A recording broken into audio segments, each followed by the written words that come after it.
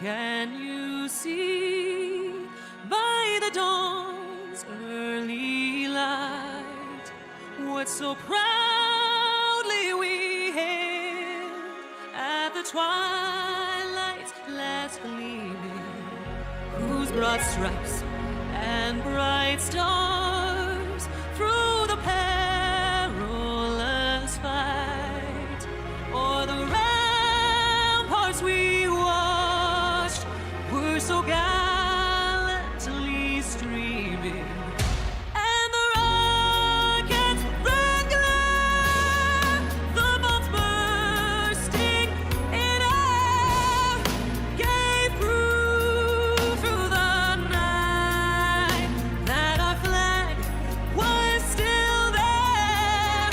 Oh, say does that star-spangled banner yet wave o'er the land of the free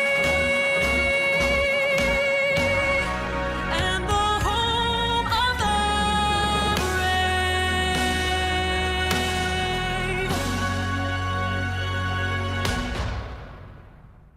Right now, buddy. Got one right up here. Right And we Really are cool. live. We are live. We are live. Welcome, welcome, welcome. This is Friday Night Overwatch with Texas A&M, Texarkana. It's going to be University of Houston Circuit. They are 1-3. They're going to be the home team tonight versus our Texas A&M, Texarkana Gold. Also joining with me is Mr. Isaac Lux. He hails from Mesquite Vanguard High School. He's an AP history teacher, academic decathlon sponsor, head esports coach, director of the middle school TexF League, and other duties as assigned. Introducing Mr. Isaac Lux. Thank you, sir. Hey, I appreciate it a whole bunch. It's really exciting to be here. This will be my first collegiate stream. I'm so used to doing this on the high school side of things with my kids. I actually have a #1 ranked team overall. We're going to see what that looks like next week for Vanguard High School. But when Rick lists out all my achievements like that and all the things I'm responsible for, it just makes me realize just what all the 7 o'clock nights at the school are for. And it's getting these kids into really great opportunities, and hopefully with any luck some of them go over here to Rick's high school or Rick's college and compete with him, or they go off to other colleges and start competing. And that's really the exciting part about doing esports at this level, is you get to see the budding of these fresh young talents and how much they can really do inside of their respective games. Absolutely. You know, I was in the high school scene for many, many years, trying to get these kids off to college. Now I'm on the other side, providing those opportunities for them, and it's just a totally different experience. You know, I love getting to know these young men and women. The esports scene is insane in Texas and the 4 states area, really, and just giving them just something to achieve and look forward to. And you know, if somebody approaches me, you know, a recruit or something, and I think they're right for us, you know, of course I'll recruit them. But if they don't want to go here, I'm going to support them no matter what. You know, I see a lot of young men and women who have great GPAs. You know, they're real smart. They might want to go into some kind of advanced degree, mechanical engineering or something, but they never were on an esports team. It's all right. If you weren't on an esports team and you're silver ranked in Overwatch and you got 4.0 GPA, it's probably coachable, you know. And I've seen Isaac do the same thing over and over again, provide opportunities for these young people, and it's really cool that we get to collaborate and rock a stream tonight, because I haven't done this in a long time. This is gonna be fun. Yeah, I've been texting Rick all in the background as I've been watching these kids play, and I get the idea, or rather I get to see the streams going on around all these games. Just made me excited. So I was like, well, let me throw my hat in there. Let me see if I can't hop into a little stream. And I really, again, appreciate the opportunity, because it just feels that little itch. Not everybody gets it. A lot of my players are real nervous about showing up on stream and doing the shoutcasting stuff. But in my old age, right, I can't keep up with some of these young bucks. So this is how I contribute. This is how I do something cool in the space now. Exactly. Yeah, they were hollering at Discord, and they say, "Is Coach going to make a debut?" And I'm like, you know, I don't want to take an opportunity from one of these young kids, you know, to stream and be on you know, on the whole thing, you know. But then I was like, you know what? They need to see how it's done. Let's get the old goat out here, and we'll show you how Overwatch streams is. Well, when you hype me up that much, I feel like there's really something. I got to really come with like the sauce today. I got to do the play-by-plays, and I got to be able to call out those crazy plays like 10 seconds before they even think about doing it, type of thing. But I'm gonna see what razzle dazzle I can put on the stream today. I think you got it. I think you got it. Much respect to you. I was talking about you to a few of my other players, and we got to work together with them during DreamHack, and they said, "Oh, I didn't know we're getting the Avengers together." Yeah, Alan, and Lux. That's the way it goes. So let's go back. Let's talk about that Hebron game a little bit. That name, Hebron. That's got some cloud behind it, some history. I know when I was at the high school level, I made sure that I brought my A game, even to the point where in the high school esports league they were slotted to play at 5 o'clock. So I made sure I never played at 5 o'clock until the end Yeah. when we had to play them. Not saying they're a scary name, but definitely a name that commands respect. So, what do you think is going to happen next Tuesday for you? Well, I got a squad of all seniors, and anyone in the esports space, especially at the high school, will tell you that whenever you have a group of seniors, it's always really nice because they come in, they know what they're doing, they got the maturity to really just get the business done, and they also come in with a ton of skill. Like over the Yeah. course of however long they've been playing their game, they walk in and they know they're hungry for that gold, they're hungry for the medal, and they Mhm. really just want to show the whole world and the state of Texas what they're capable of. But that also comes with a bit of sadness at the end of it because, right, after that last year and you have like a really, really great team, well, now you're officially in a rebuild and you have to consider, okay, who am Mhm. I raising up? Who is going to like replace them? And am I going to be able to compete at the same level? So I'm enjoying what I have right now. And when it comes to the Hebron game, you're right. It does command a lot of respect, their name, because they've gone back to back, basically ending up in the at least top four. I think in Overwatch last year they were second place. The year before that they got first place. So they continue to be a name that shows up over and over and over again. And if I had the opportunity to, I would think I would do the exact same thing Rick is talking about. I would choose that 5 o'clock time slot, so I only have to play them when I absolutely have to. When it comes to that playoff season, but I'm really confident in my guys this year. They are hungry for it. Some of them are kind of stressed out about it because I've been talking about Hebron all for the last about 3 weeks as it's been looking more and more like we're going to end up playing them. But they're back-to-back games of playing fantastically, of coordinating fantastically, and climbing their way up to number one has brought them here to where they are playing against the very tip of the top. And that's what I tell them. I tell them that it's not about whether you're going to win that game next week. It's about how do you fight it out? Like, are Yep. you going to go until that very last bell? I would love to see a long, drawn out game for that one specifically, where the kids take it all the way to 5 and it comes down to Mhm. that very last map and then go home and ride that adrenaline high, win or lose, saying, we tried our very best and we now know how they play. We know what we got to do in order to be able to defeat them when it comes to a state tournament That's or right. the play versus playoffs. And so that's what we're really looking at. We just want to see kind of where we are in the stack. And if we can take one game from them, if we can take 2 games from them, if we can take all 3 and we can actually defeat them next week, I think no matter what, we're going to have a great time. Yeah, absolutely.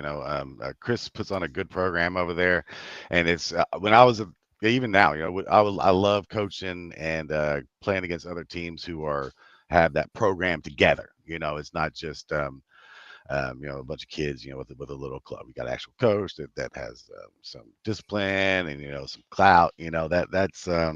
That's those fun rivalries that that end up happening. Well, wish y'all best of luck at that game next week. And if we get the opportunity to cast it, I'm going to reach out to Chris. Maybe we can throw some of our casters on it and get that matchup out into the world.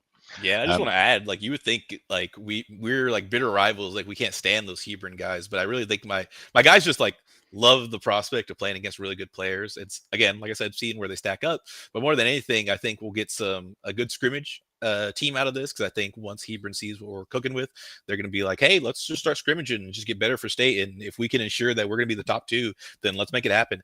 And I think also, right, like you would think I'm super afraid of Chris or that me and him like hate he's one tall. another, but he's He's like the tall. He's scary, he's scary tall, he's scary, he's looking. got this like super Oh crazy my long gosh. beard, yeah. But me and him are like chatting up all the time. Like I text him Yeah. quite frequently, and I'm talking to him about, oh, our guys are matching up against each other. How'd you do in your game last week? So we're constantly keeping contact with one another and making friendships, and that's what esports is about: making the friendships and Yeah. getting better. Yeah, absolutely. Yeah, Chris is great, and there's a whole bunch of coaches in TechSF who have been around, and we're really still starting to see this culture grow. I talked to several different coaches today, that have maybe competed with somebody else in the past or adding us to their mix, and they really like the vibe. That's the word, right? The vibe of tech SAP, because we're all educators, teachers in some way, some fashion, and we have that same goal of provide opportunities to do what's best for these kids. Let's fade to a be back soon screen real quick. I'm going to check on some things, make sure we're good for the game, and I'll be right back. Let's get it.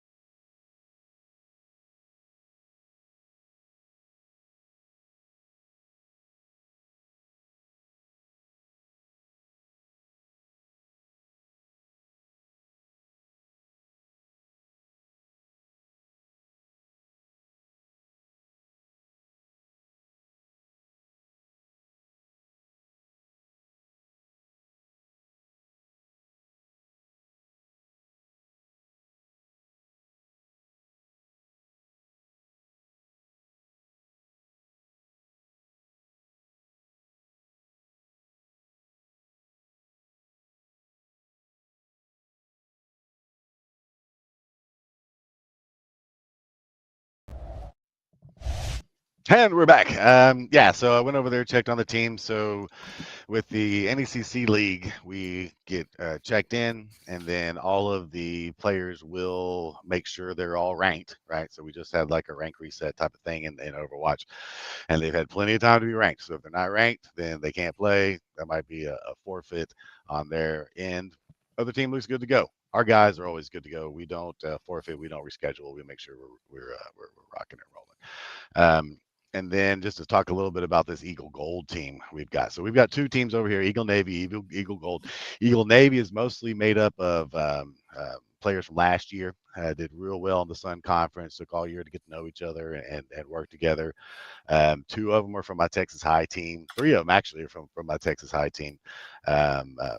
Will Wynn came out of retirement for me to play this year, so that was real exciting. And then Manny was my team captain last year. Well, he was second in charge last year. This year, he stepped up team captain. He also helps me with all kinds of production and all kinds of things. So that team's going to be playing at the same time as Gold. So Gold is made up of all my freshmen. We've got Zay. He's from Atascocita and played against Atascocita several times in the high school esports league. TechSF. They were dominant in a lot of stuff at state last year. Atascocita is just another one of those great programs that we love. And then I got two from Maud. So Maud is a local school here. They've got Vanta accolades. The finals that game they went to like national champions in that. Highly ranked in Overwatch. I've been watching them for years. Coach Brown down there is just a great coach. Big advocate for esports and all things in that area down there. So really glad to have Justice and Tristan here. That's going to be Penelope the dog and Coma. Those them two. And then we got Jeremiah Debs. He was also on my Texas High team back in the day. Played Valorant for me, Overwatch. Very talented young man. Really excited to see him here. And then Garrett. Garrett is our team captain, and this story is not unique. It's one of the things that's happened to me over and over again in my career as education. So I taught Garrett in fifth grade, and that was the worst teaching year of my life. I taught middle school for 1 year. Yeah, After that, I took a year off from teaching, and then we came got it. back. The Oh recovery man, year, recovery. whew, those middle schoolers were rough. And then I taught Garrett in 10th grade. I taught him biology. And then just so happens every 5 years, this kid Garrett comes back into my life. He shows up, wants to play Overwatch for me. Turns out he's a great tank. So we've got Garrett at tank this year. Zay and Devs are our DPS, and then my mod boys are the supports. So I'm really cool. I'm really excited to see what they do. We've been working on communication. We've been working on getting these fabulous freshman five, an elite team, and we're looking for our first legit win. We won last week because the other team wasn't prepared and they had to forfeit. We'll take that dub, but we want to win for real. So University of Houston tonight, they're also 1-3. I looked at their ranks and stuff. You can't really go by rank all the time, but let's go. Let's go. What do you think, Lex? What do you think? What are you looking forward to tonight? Yeah, no, I'm super excited. I'm gonna try to be as neutral as I can. I really do try to I pull for won't. both teams whenever we're in the middle of the game. But I gotta say, I'm really, really pulling for Rick's team here, the Eagles, especially knowing the story now. Just because, like, right, whenever you're in the throes of a season and you're 1-3, like, it's real easy to get beat up about it, right? Oh, we suck. We don't match up against all of these teams. But I don't think the kids really realize, and what a lot of teams don't really realize is all through those 4 weeks of wins, losses, the highs and the lows, you're constantly working on, just as Rick said, the communication, the skill level, all of the positioning, all the things that go into actually being able to win a game. And so you come back week by week stronger and stronger. So even when we say like these teams have a record of 1-3, that's not to say they have not been making continual improvement. And like from here until the end of the season, they're not going to just continue to win games. That's not a possibility. Yeah. And so I'm really excited to see what a group of freshmen is capable of doing, because we have no idea really what University of Houston's coming in with. They could be in the exact same boat. They could be a super squad. But regardless, right, what it's going to come down to at the end of the day about who wins or loses is who has that great communication, who has that good team chemistry. Because I've seen it happen time and time again. Like a team that on paper, whether it's by rank or by matchups, that should beat you ends up losing just because like you get inside of a player's head. Yep. You end up just coordinating a little bit better, and that one key ult that you pop off that happens to completely turn the tide of the game, that is all a possibility. And that's the greatness about esports and all sports really, is you can never really count the guy who's down completely out. That's right. That's right. And what I really am impressed with these freshmen, like you said, you might be running into a rebuilding year next year. At the college level, I'm like, oh, I got a bunch of freshmen. Well, it's not like high school freshmen. These kids aren't right out of eighth grade. They all were seniors last year in high school. They all graduated and are college-bound young men and women. So I get these freshmen, but it's like I'm having all the best kids in class, and I ask something to be done and it's just done. It's just weird, they all Can't relate. yeah, it's insane. But yeah, I'm really enjoying the college space, and I want to see what these guys have to offer and what they got going on. So this NECC tournament or league is one of our alternate leagues. Our main competition is in the spring with the Sun Conference, and the Sun Conference is a NAIA actual conference with football, basketball, all those people. Meet people here at the A&M Texarkana. We're all student athletes. We're all part of the whole athletic experience as far as, with collaboration, just everything, everything from physicals to concussion protocol to a lot of the traditional athlete stuff, we got to do. So it's really neat seeing them be a part of that and growing that, and I'm hoping to be able to spread that to a lot more colleges, because in the NECC, I think the team we're playing is like a student organization ran by other students and stuff. I might be wrong, but they are definitely a lot of the teams are. I want to say unsupervised, which is nothing wrong with that. You want to give students power, and you want to put them in charge and see what they can do. But there's something a little bit next level about that organizational structure we have here and at other types of esports colleges. Hey, chat, what's up? Let's see. Woohoo, Garrett. There's a couple of Garrett Oh, you fans just in reminded there. me, I Let's gotta see. hop in the Twitch chat. Marty, B44. What? Do I even remember my Twitch And login? here, Oh, there it is. Craig. Populated right there. What's up, Craig?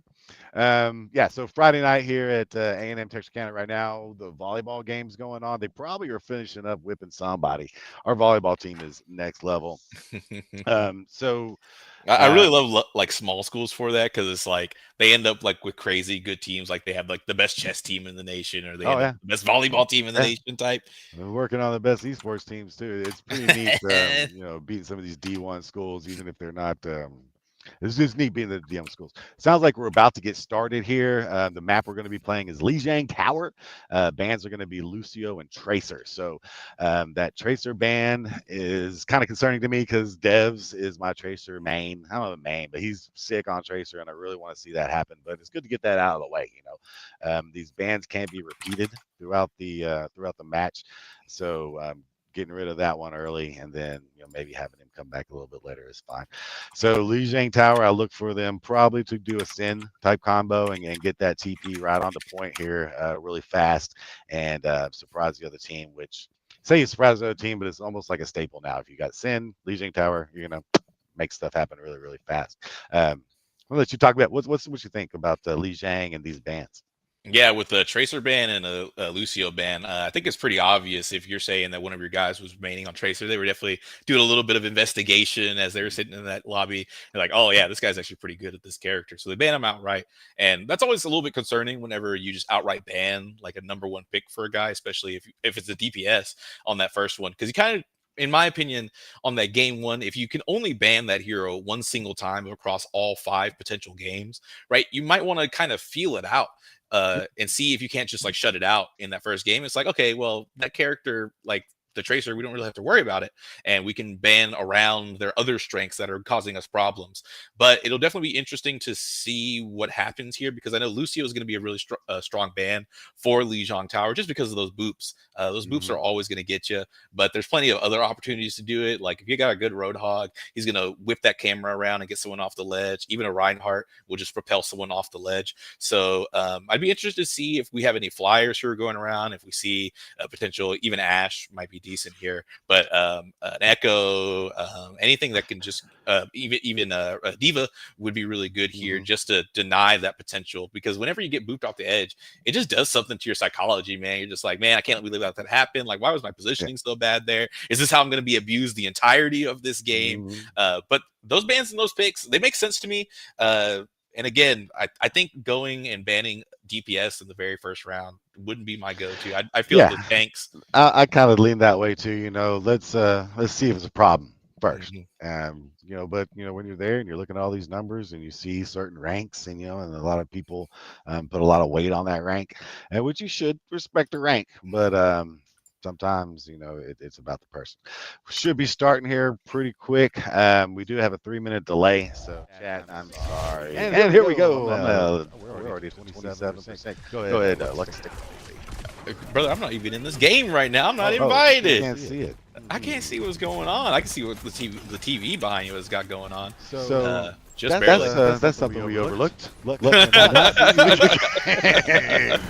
So if we want to take a tactical pause at the end, this first map, then I'll jump in. My mic, leave the stream going, and we'll figure something out here.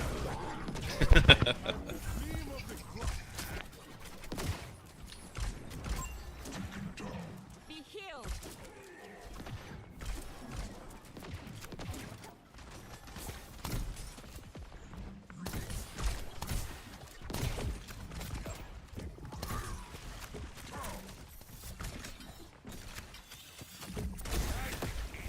Restoring balance.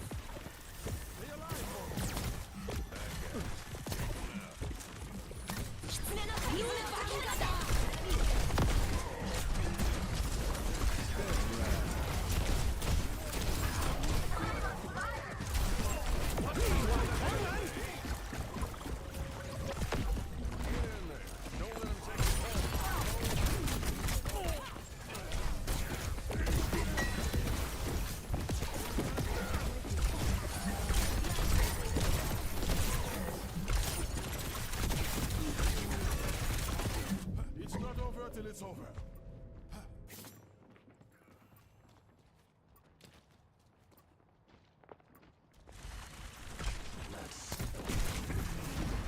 Like mending a shadow.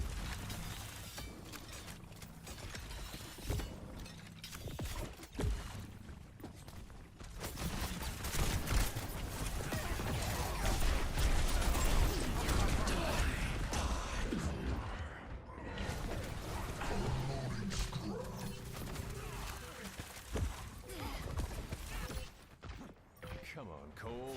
Try a little harder. Hello. Hey.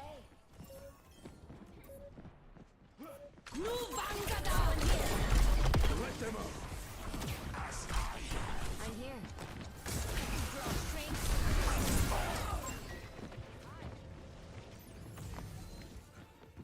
Best round lost.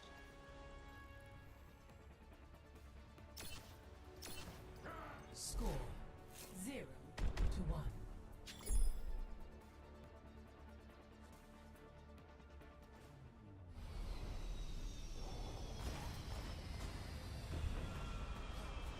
We're in for a smooth ride, right? Right?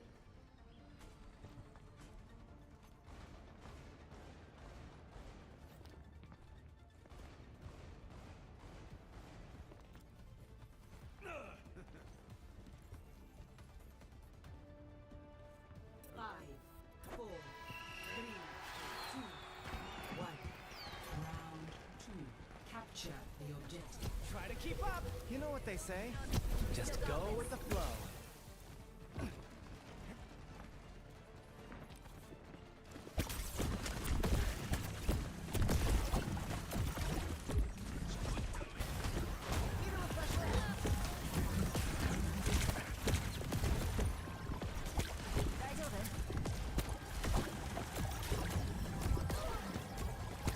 The objective They're on the point.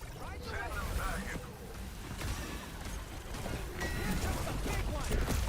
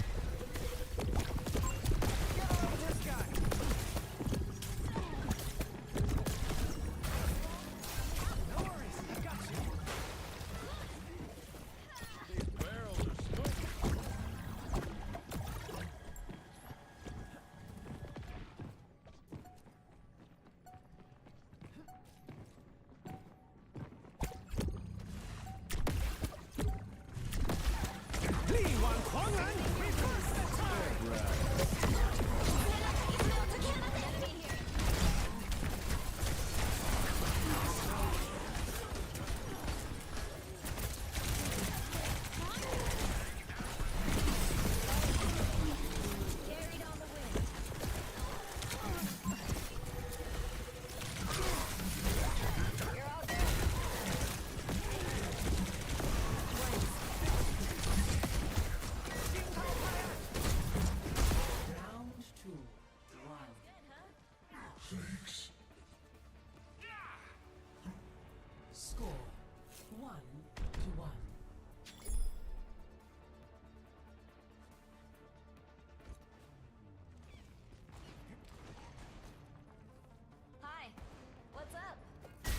will create pathways to victory.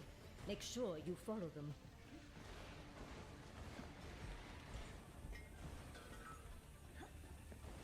If we do this right, they won't even know what happened. Hey there. Hey!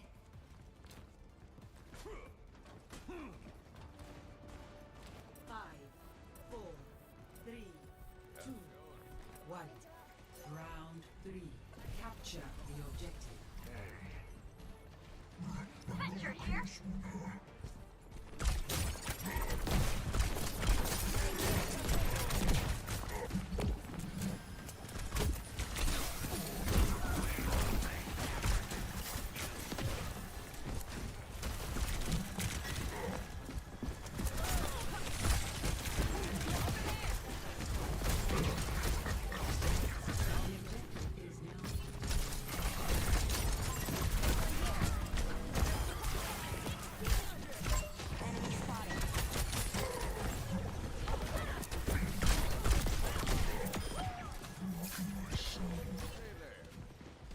In the meantime, if you want to join the Discord, we can screen share that.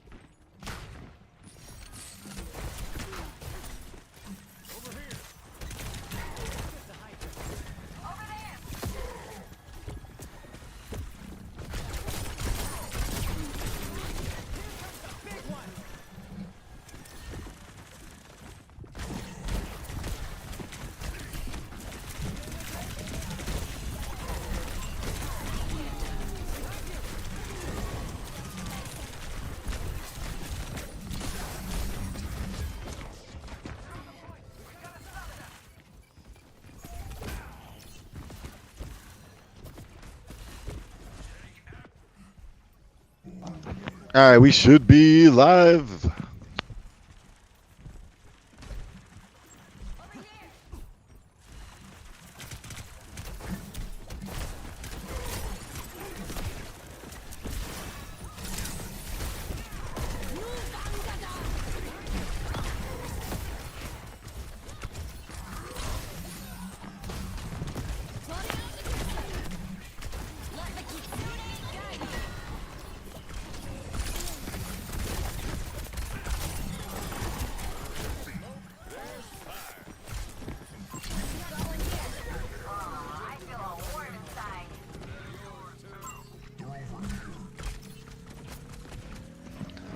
Hey, yeah, we're just gonna wait till next round and get you in.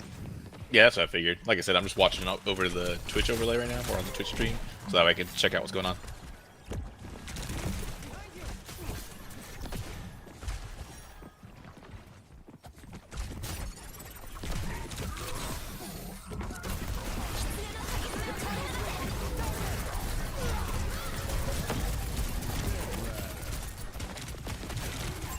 Enemy spotted.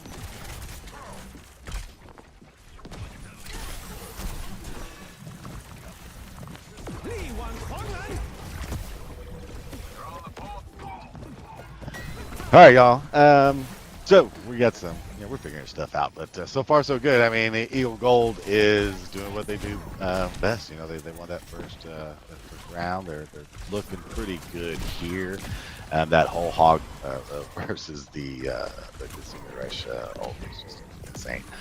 We had some people in the crowd calling out, "He should whole hog here," and he did, and it worked out exactly how they needed it to. Watch a little devs action here as he goes down to a little ult action from Arc Thunder. He got to get some. We took him down pretty quick. 81% to 73. He just got it back, and that was taken down pretty quick. Looks like they're trying to get it back. We're just gonna regroup here, let them have it here for a second, and then go back in and make some things happen. Yeah, based on everything that I'm seeing right now, I'm actually watching this through a live Discord call. It's coming to inches right now. Both teams basically gave one more solid touch here, And so this drive right here is going to be super important for the Eagles right now. It looks like their Roadhog is trying to actually grab somebody and pull him off the ledge here. He's getting a little bit eager, so now they go down without their tank, and it's going to be really difficult to touch this point now because we still have Ramatra out there. I bet you that Ramatra is sitting on an ult right now too, but this Venture is actually going to dig into the ground, manage to get into the back line. It's going to have to hold the point for as long as possible if they want any shot at this. But that Ramatra ult, like I said, how did I know that he had it? He was just waiting on it, and it looks like the Eagles are coming back in with a ball. Eagles coming in with the ball. They try to get that final touch, but it's not quite enough as we look at the end of this round. And Eagles are going to be coming in at a slight deficit now with one game loss in a best-of-5 series. It's not ideal, but it's a very easy comeback. Control is never anyone's favorite because you go through 3 separate maps with 3 separate tempos in terms of the gameplay. So we don't have to see what they cook up with this time. Everything that I was seeing made it look like that Ramatra was kind of a big problem because he's holding down the front line pretty well, and also they were able to keep him up pretty sturdily. So maybe if we catch those healers off guard, manage to actually pick them off in the back line, or even if you can catch a Riza, perhaps. Sounds good. Sounds good. Yeah, I think that that'll work. So let me check, make sure we're good to go. All right, I feel better now. Yeah, absolutely. So it looks like everything's working. We're gonna reset. Next map and bans are gonna come out. Yeah, like we said, 1-3. That happens sometimes, but I like to see my team get out there and put up a fight. That's the crazy thing about this team. That we've had some beats. We haven't had any bad beats. Everything's been down to the wire. Sometimes a lot of overtimes. So I imagine we get those comms up, reset, and we're starting to give a little feel out for the other team. These first rounds of just about any game. Rocket League, it's very prevalent. The first 2 rounds are just trying to figure out what the other team's about, find those chinks in the armor. So I know they're in there right now, get the game plan, getting locked in and making some stuff happen for this next round. Oh yeah, man! Pressure out of diamonds. It's gonna be really interesting to see what the Eagles strike back with in this moment as they strategize about how best they can sort of disrupt what Houston has going on. Because, like I said, that Ramatra, pretty powerful stuff. Him in the front line, but Ramatra is only as good as his healers. So if they can manage to grab a healer, I bet you they can probably zerg him down. Or if anything else, right, they just outright ban it so that way they can get that motivation to go on to game number 3 and just feel good about themselves by winning game number 2. And I think we're actually about to go on to hybrid, if I'm not mistaken. Yeah, map 2 selection. It could be hybrid, flashpoint push, or escort. Do we know map bans or anything yet? There's still discussion. Looks like they'll tell us here in a second. Usually we get to pick the map, so losing team picks the map, and we'll see what they choose. And that's a very important question. I have to ask, for the sake of the Eagles, are they like every other basic team, and do they choose Kings Row for map 2? So we'll see. That sounded a lot like a yes. Well, Kings Row is something that we've been practicing. We've got a few things that we want to do on Kings Row, like quick to the point. But we've also had Kings Row bite us so many times. If we can just get past that first choke point, get the cart, and then make stuff happen all the way to the end, we'll be all right. Seems like when we start trying to do new strategies that are just super crazy, we screw them up. But hey, say hi to the chat. So we got a few folks in the hat saying let's go. Lux in the chat, thank you for being here in the chat and on stream. Lots of Garrett fans. I am myself am a Garrett fan. We got Sakura. Looks like Sakura and Angel over in Twitch. So Sakura and Angel, they took a trip out to West Texas, Pampa, see some cows and some flat land. Glad y'all are here, guys. Hope it looks like y'all made it safely. That was great. We love to see some homegrown support. Nothing quite like having your friends come up to you the day after and going, "Man, that was a great game. I could hardly believe what I just saw." Like, you never play like that whenever we're playing solo queues at home. So plenty of trash talking to go around, but also plenty of fun to be had. Oh yeah, this is a pretty tight knit group. They definitely tell each other what they think for sure. For sure. Well, I tell my kids all the time, like the honesty is the most important thing. Like if we can't have an honest conversation about Ooh. how we can improve, what we need to do to get better, come on. Esperanza, no Kings Row, Esperanza. We'll see. It makes me happy. Like you yeah. get tired of seeing Kings Row after a certain point. It looks like the first band is Freya, and then I would imagine that Ramatra would be the next one. We'll see what happens. Yeah, as I said, like whenever you ban like a tank, and especially if it's a one-trick tank in any game, you're going to end up in a pretty good spot. Now, I imagine at the college level, there's probably a good chance that your tanks have a good 1 or 2, probably even 3 or 4 tanks that they can play pretty confidently. But Ramatra players usually either go between Reinhardt or Diva. So I wouldn't be surprised if they ban out Ramatra here. We see a Reinhardt or Diva pop out. Cool. Kiri, that's the other band. Kiriko. Well, I think your Kiriko was actually getting some pretty key Suzus in there, and that's what keeps your guys in the game. So it's definitely good. The other team has been paying attention. I'll tell you that much.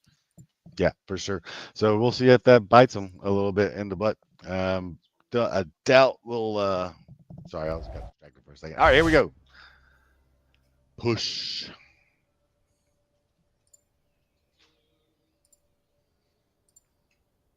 All right, they're in there giving each other high fives and locking in.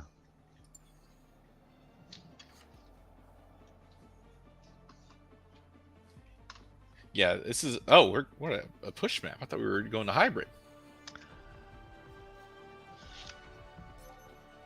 Ready for battle.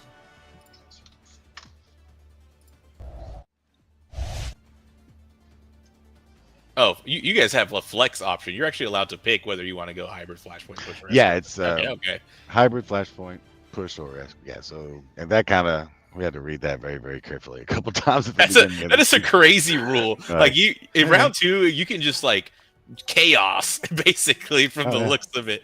And I will say, like, if they ban with their ban out of Ramatra, that really takes a lot of the brawl composition away from Houston.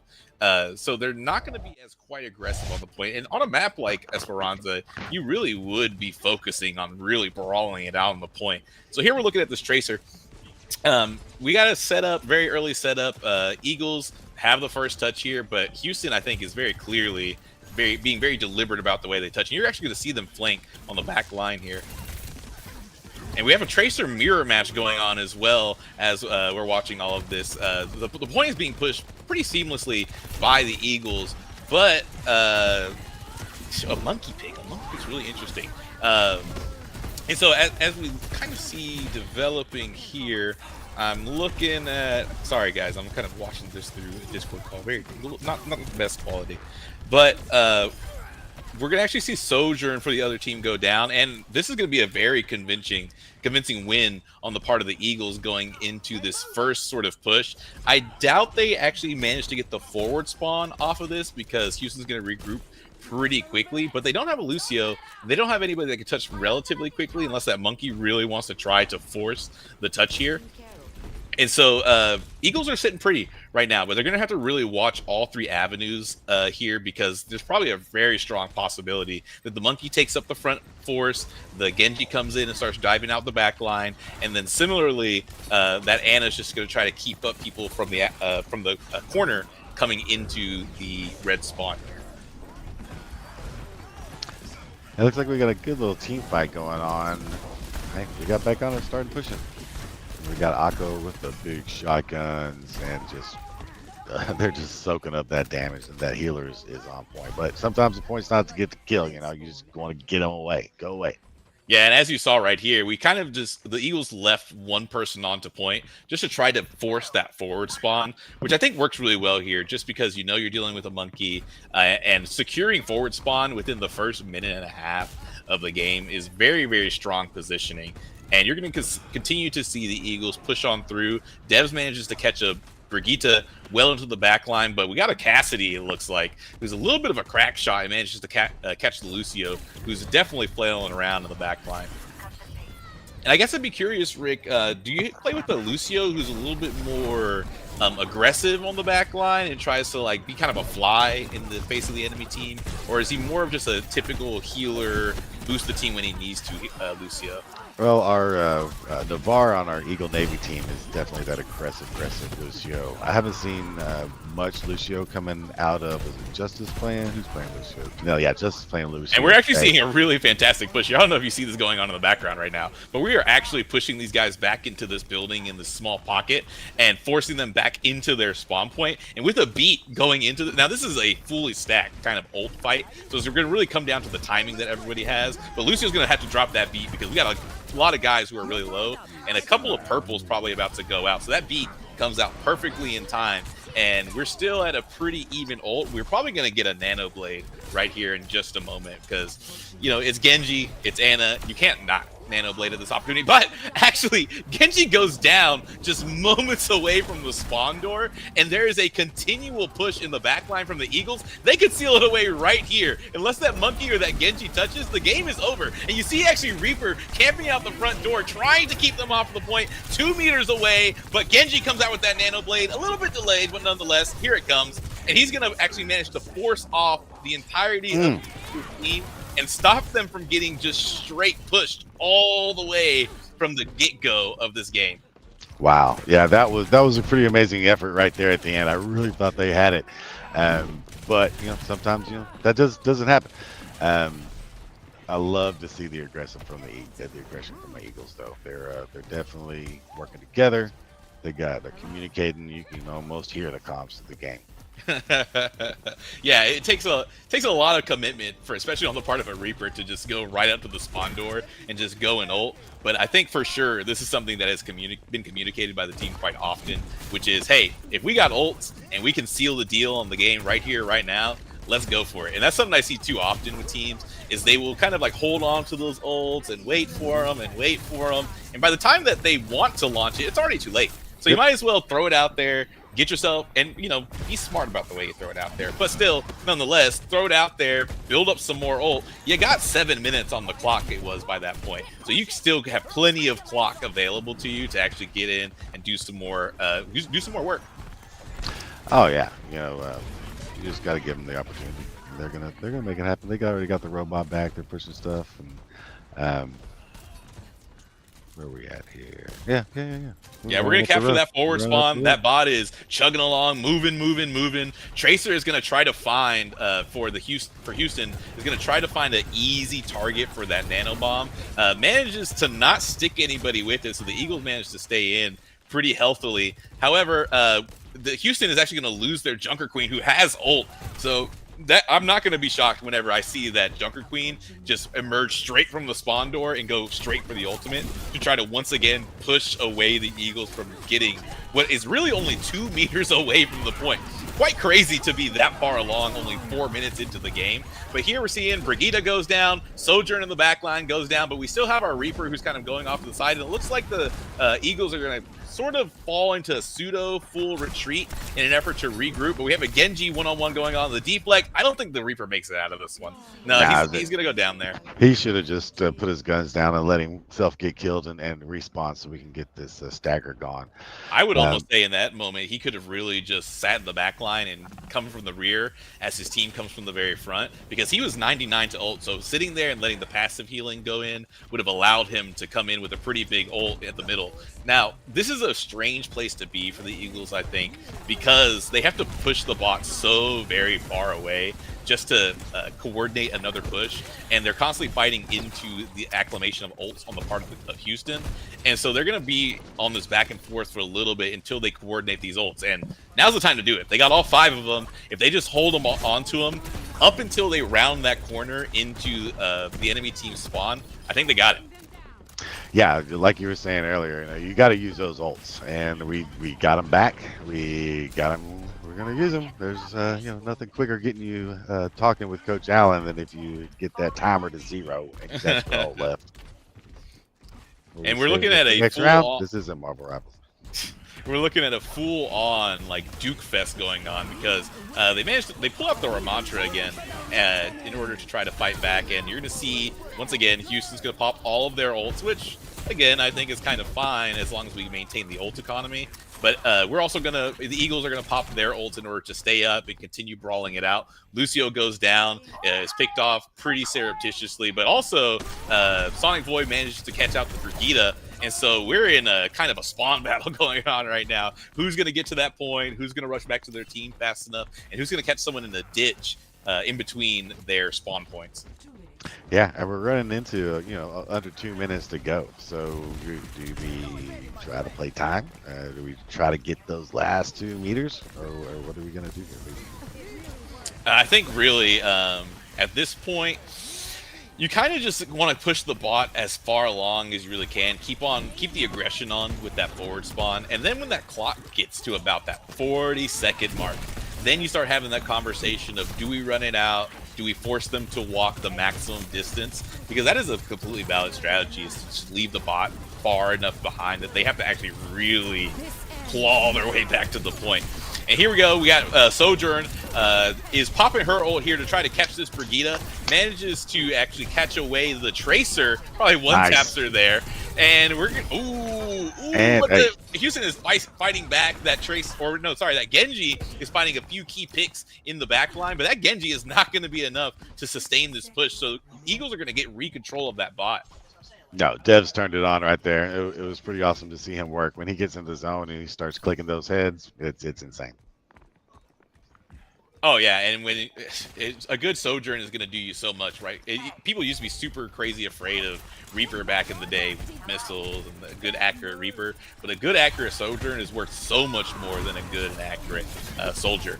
And so here we go. We are really looking at what I think is going to amount to the final fight, depending on how well the Eagles sustain here. You see that the Houston is really pushing on this Junker Queen to try to get her down, and they are actually probably going to catch her unless they don't really commit. And we get a little bit of a health bonus here from the shout from Junker Queen. She is pushing what looks like essentially solo into the enemy team, but they are not able to really respond to it. And so she continues to drive them back and back and back. And I think you leave the bot here. I think you let the bot sit and you round out and the game is finished. There we go.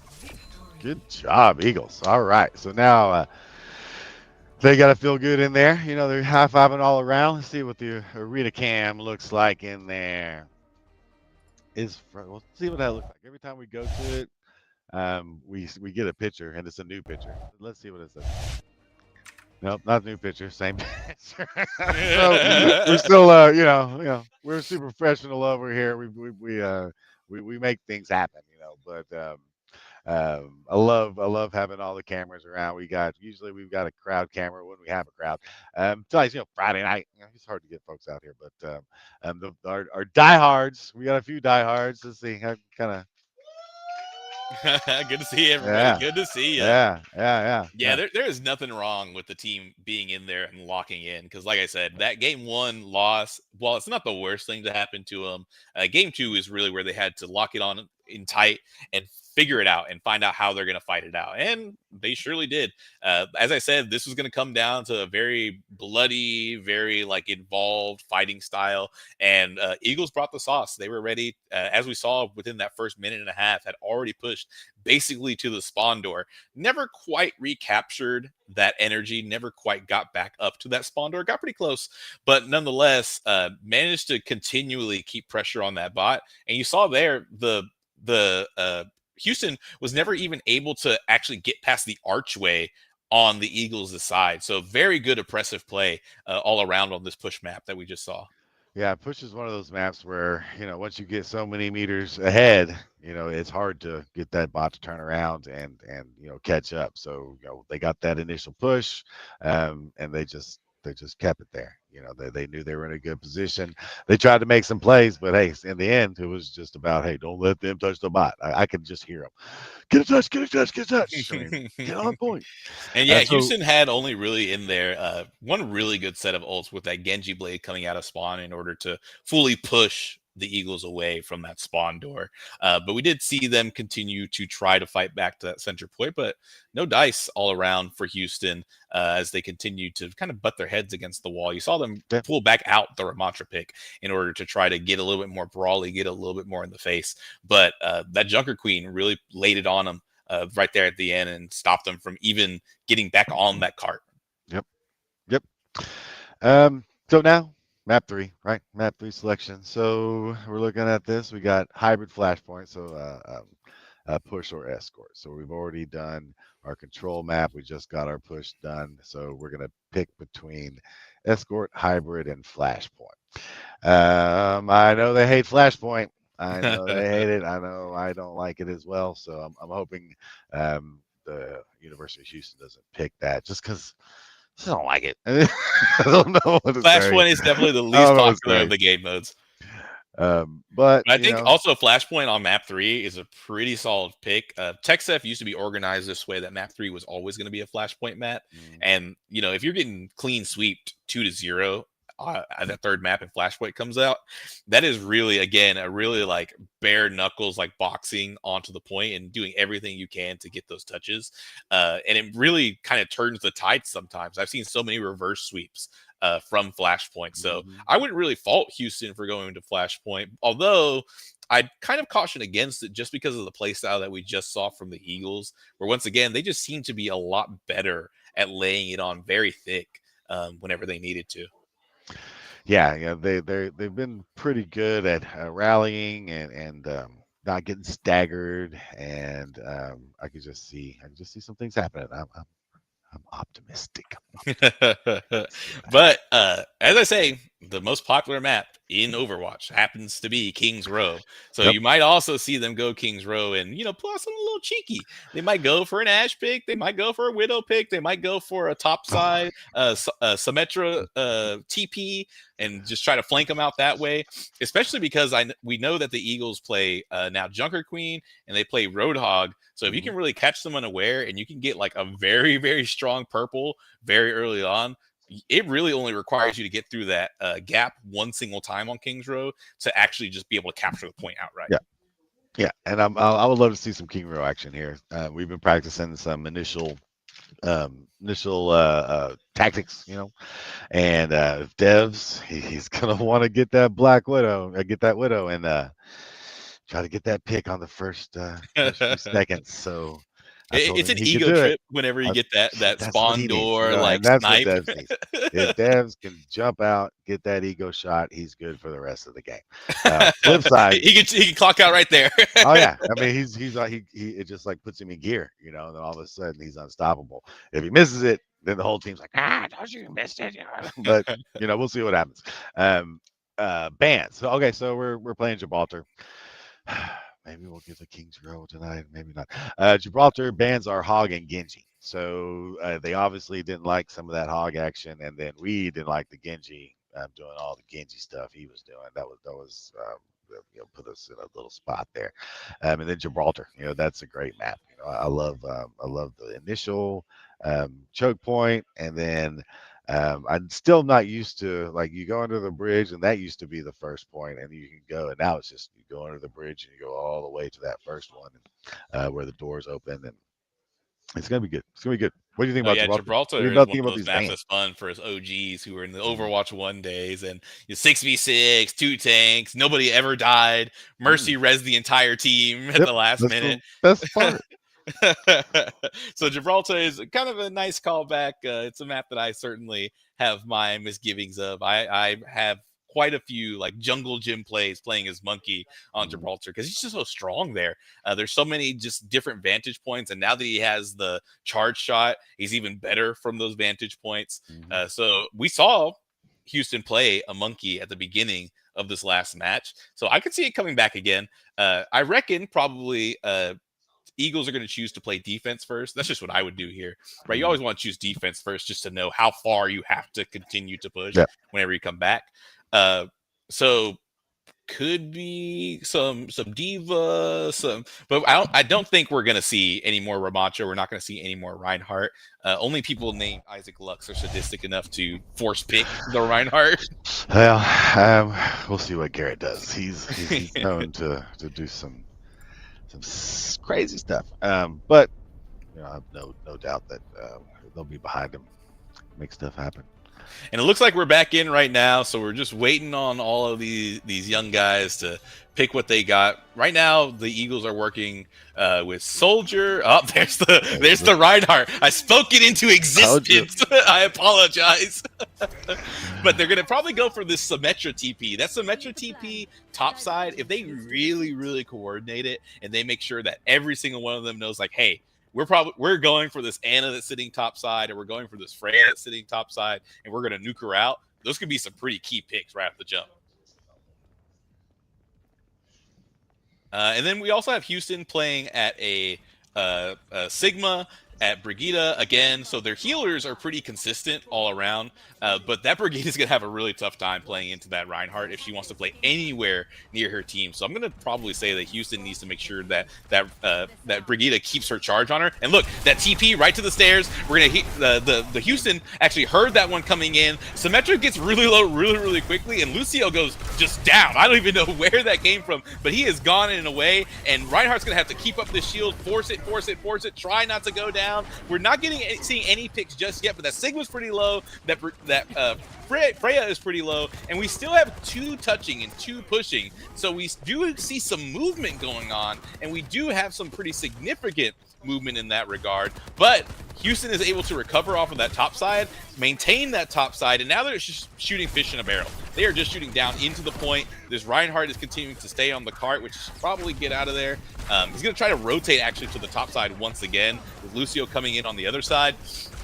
And we're going to see how this one bears out. We are now seeing Houston be shoved down the stairs, and they're going to have to actually fall off of this top side. Reinhardt very intelligently, I think, drops down and away, stays on top of this Sigma, and we can actually catch the Sigma right here if we really commit, if we really want to get it. We end up getting him, and so we are now looking at least getting underneath the rocks. That's right. So we're going underneath the rocks and right up the hill. So we're only 2 minutes 35, 2 minutes 33.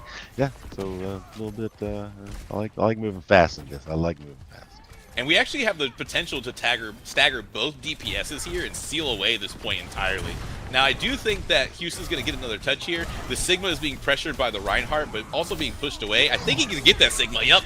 And so the DPSs are just completely on their own island away from the entire team. They are desperately trying to find their way back. Reinhardt and Freya both go down in that moment, and that secures it for Eagles. They employ that same level of aggression that we saw in the last game to put it on and keep going all the way. Yeah, and this is so good for their confidence. You know, they won that last round. They're doing well here, and the better they do, you know, they're a young team. The better they do, the better their confidence, and they just start doing things like they're supposed to. And I don't see anything sad right now. Yeah, going into this fight, we have a major ult advantage. Kiriko is sitting on it. Reinhardt is sitting on an ult. Soldier is sitting on an ult. So do not be shocked when you see a Kiriko rush right into a Soldier ult. How do I know these things? How do I call it? But nonetheless, right, here we go. We are rushing straight onto that point. Ah, no, Soldier manages or happens to go down. Doesn't quite have the heals that he needs to sustain. But Reinhardt is now pushing up. He's going to catch this Sigma, and he's got to be able to kill him here. He's got to be able to put him out of his misery. Oh, but we actually lose Reinhardt. He plays just too aggressively away from his healers to actually be able to maintain that level of pushing. And, you know, as a Reinhardt player myself, I know it all too well. You get one good shatter, you know you have a guy and you can charge him, you get him down to about 25% health, you're out for blood, you want it. But sometimes it's just not the best play. Man, I thought he had him. I really thought he had him. And when he turned that corner away from the healing, it had to have been just a pixel. He just, oof. I can guarantee you the Ofudas for Kiriko were heading right in his direction, and they were pixels away from touching him before he went down. And so we continue to see him pushing the front line. He really wants this Sigma. I think we kind of have like a tank face-off going here, But also, I do have to caution, I think, this Reinhardt about the fact that the other team is also playing a Reaper. So his shield and his health is very susceptible to being completely nuked down. But you did see Reaper there catch that top side and catch 2 different people with that ultimate, not only sustaining them off of the cart, but also killing them in the process and completely resetting this push. And this is going to get them to that bridge on this push. And you see right here, Soldier, he's setting up. He's ready to go. He's going to take his few pot shots. Nice tracing on that Freya right now. That Freya is real low. And oddly, the whole enemy team is going topside. Oh my, he manages to catch the monkey as he's trying to jump away. And now Houston is in a really bad spot. Do they commit the DPSs to try and touch and keep the cart away, but also go down? Or do they fall back and go for one final regroup to keep the cart from finishing out this round of offense? So this last battle is going to be over quick or fast, one or the other. But we're almost there. That cart just has to touch, and I mean that's it. Yeah, with the beat too, I saw that beat was on that Lucio. I go, there's no way they lose this point. They just have way too much material here to actually get onto point to not push it in. And here we got a little bit of cheering going on in the background. Great gameplay going on. Give us another cheer.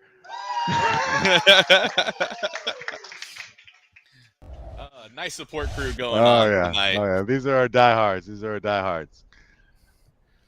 So we saw a lot of good stuff once again from the Eagles, continuing to keep up that aggression, and that's kind of the tough thing. Whenever you show weakness in any Overwatch match, whether it's hybrid, whether it's control or push like we saw last time, the moment you show that there is a strategy that works in this really oppressive brawling strategy that the Eagles are utilizing, they're going to just keep on like nailing that button and just keep on pressing it over and over and over again until the wheels fall off. And so that's what you're seeing. Houston has yet to really make a good response to it. I did see them whenever they were holding the top side. They held their own.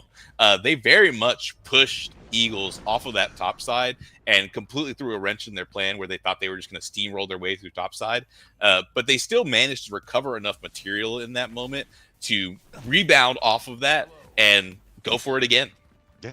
And so Houston's got to do a full push, right? They got to get all the way to the end, and all we got to do is stop them.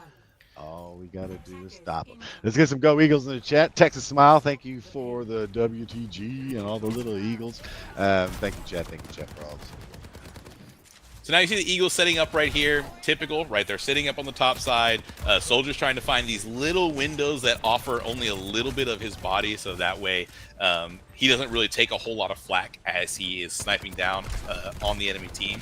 And you see there's a ton of movement happening right now on the part of Houston. They are trying to find any angle they possibly can. Freya is traced and goes completely down, and the Eagles right now are pushing down low in order to maintain and keep the pressure away from the Soldier, who is now just playing up here completely for free.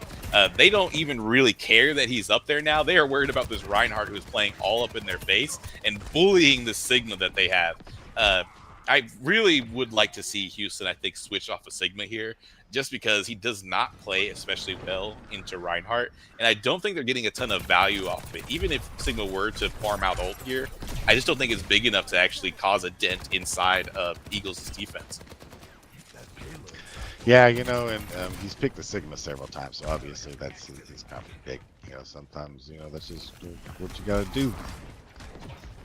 And they got to be beating their head over their keyboards right now that they can't play Ramatra, because it would be the perfect counter out to this Reinhardt that's giving them so much trouble. And the Eagles probably strategized about this. They're like, hey, we're going to play Reinhardt no matter what on this map, so let's just make it possible. Let's really force it here.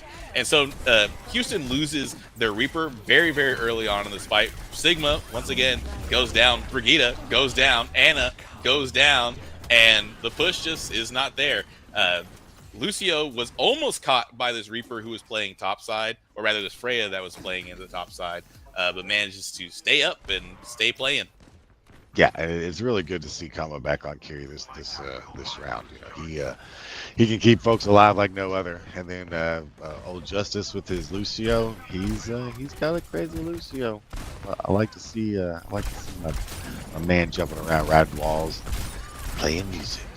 Yeah, and you hate to see the fact that the Reaper was scouting out the strategy that Houston was trying to employ there. They were trying to kind of like sneakily snake their way up through the building, all together push. Now, I think that's really dangerous, especially if a Reaper's playing, just because you run the possibility of getting a Death Blossom right in the middle of a very tightly enclosed space. And so now we're brawling it out underneath the bridge. A big Kiri rush is going to make it so that Eagles stay in this fight. Ooh! A diff here happens, a little one-on-one Reaper action. Well, not really one-on-one, four-on-one. Yeah, there's a bunch of folks there. I mean, he got rocked. Yeah. But hey, if Bad they're TP, killing bad him, TP. they're not killing somebody else, right? Yeah, pulls the attention away from the cart a little bit. Eagles still have enough here and plenty of movement to maintain this as Houston is forced to kind of fall back just a little bit. And Houston now is playing the top side, not really playing the cart at all, and they're just trying to find a couple of picks so that way they can get this cart a little bit further and inch it out into the first capture point. But Reinhardt right now is sitting on an ultimate. He's probably going to hold on to that. Yeah, he's probably going to have to drop it right now. What am I talking about? Oh, yep, there goes the Reinhardt ult. Manages to catch the Freya off of that Reinhardt ult, but Freya also responds by picking off 2 of the Eagles' team, and Reinhardt goes down here. As I was saying, I would have, if I was Reinhardt there, I'd probably hold on to that ultimate for as long as I can to really ensure that last 10, 15 seconds of that point is ours, and we can get it for free and just end the game right there. So now we're in a position where the Eagles are fighting to get back onto the point and actually stop it from getting to this first touch. And someone is on point right now. It's got to be... who is it? It's got to be the Reaper, I imagine, who's sitting on the point right now. Yeah, I was really watching that clock, and they were a little bit aggressive there, but hey, they just got to stop them here. And this Lucio is causing trouble. Oh no, this Lucio wants this Ana real bad. He is playing all over her right now and manages to force them off of that point. Job, For game number 3 on Gibraltar. Yeah, so that brings it up to 2-1, right? 2-1 Eagle Gold, and I just got an update on the Navy game. The Eagle Navy, they're up 2-1 as well. So we all are going into hopefully our final match, map 4. So what is map 4 is going to be? Not going to be push, right? Not going to be escort. So it's got to be hybrid flashpoint, one or the other. So Houston's going to pick that map. They're going to pick the mode map, starting side, and we'll be rocking and rolling here in just a second. I think Houston's probably going to take some time to regroup, maybe take a couple of deep breaths, while the Eagles over there just keep on riding that feeling. They're seeing things gel, they're seeing things come together, and that's what this young team needs. It needs to see that stuff happen so they can keep that vibe going into map 4 and close it out. Yeah, no, Houston is definitely huddled around that one player who is the team captain, and they're talking about, all right, guys, this could potentially be it. We don't want to be 4-1 on the season. What do we have to ban here? Where are we going? So how are we going to respond to this strategy they are? For the Eagles, I think you gotta ban. They already have the Kiri ban out. They're not going to ban Ana because they play Ana as well. You might ban Reaper. You might just say, you know what, our Reaper is getting diffed. Their Reaper is playing pretty strongly. He constantly has intelligence on us, and he's just TPing out of the way the moment that we get eyes on him. So maybe we just ban that out. Try to go to one of our second string DPSs who you play, so that way we can try to come out from underneath it. But I really do think at this stage in the game, everything that you would ban, in order to stay in the game, is kind of already off the table. As we talked about in game number 1, that Lucio ban right off the rip kind of screws you over when it comes to game number 3.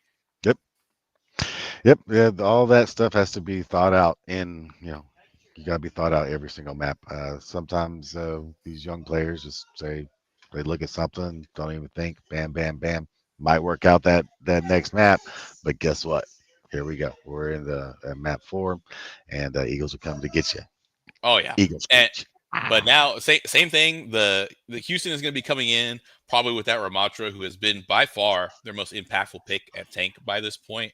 They're going to continue to hammer away at the Hannah. They're going to continue to crop up with the Brigida probably, because it seems like the Brigida player might be the least versatile on the team right now, and kind of has that one steady pick. If they can switch to Kiriko, I think that could probably keep them at least in the running. But I think as of right now, they just don't really have the heals to sustain onto point. And as we see time and time again, they get onto the point, they get a solid touch, and then it just kind of fades away as the chaos of battle just kind of unveils. But the Freya that they've been playing was playing pretty solidly there on the side of Houston, and they managed to get a couple of really, really good picks. That's probably that Genji player that we saw in games number 1 and 2. So I would probably bet that the Eagles ban out Freya here, knowing that that is now their strongest DPS, and they're going to be playing with all their other strong assets by this point. Yeah. I guarantee you they're coming up with the right strategy. I'm really looking forward to seeing how this works out. I can feel the energy over there. You know, we can see over there. They're all standing up. I don't know, is my camera good enough to see over Yeah, there? what are the chances we can get a quick arena cam? What are Yeah, we let's looking see. like over there? You know what? We probably So after we start this match, what I'm gonna do is I'm gonna run over there and kind of reset it and see if I can't get it to work a little bit better. It probably went into sleep mode or something. But that's one of my favorite things. I love the arena cam. Huh? You want to talk a minute? All right. Let's go to sweep real quick to stay tuned or yeah, be right back.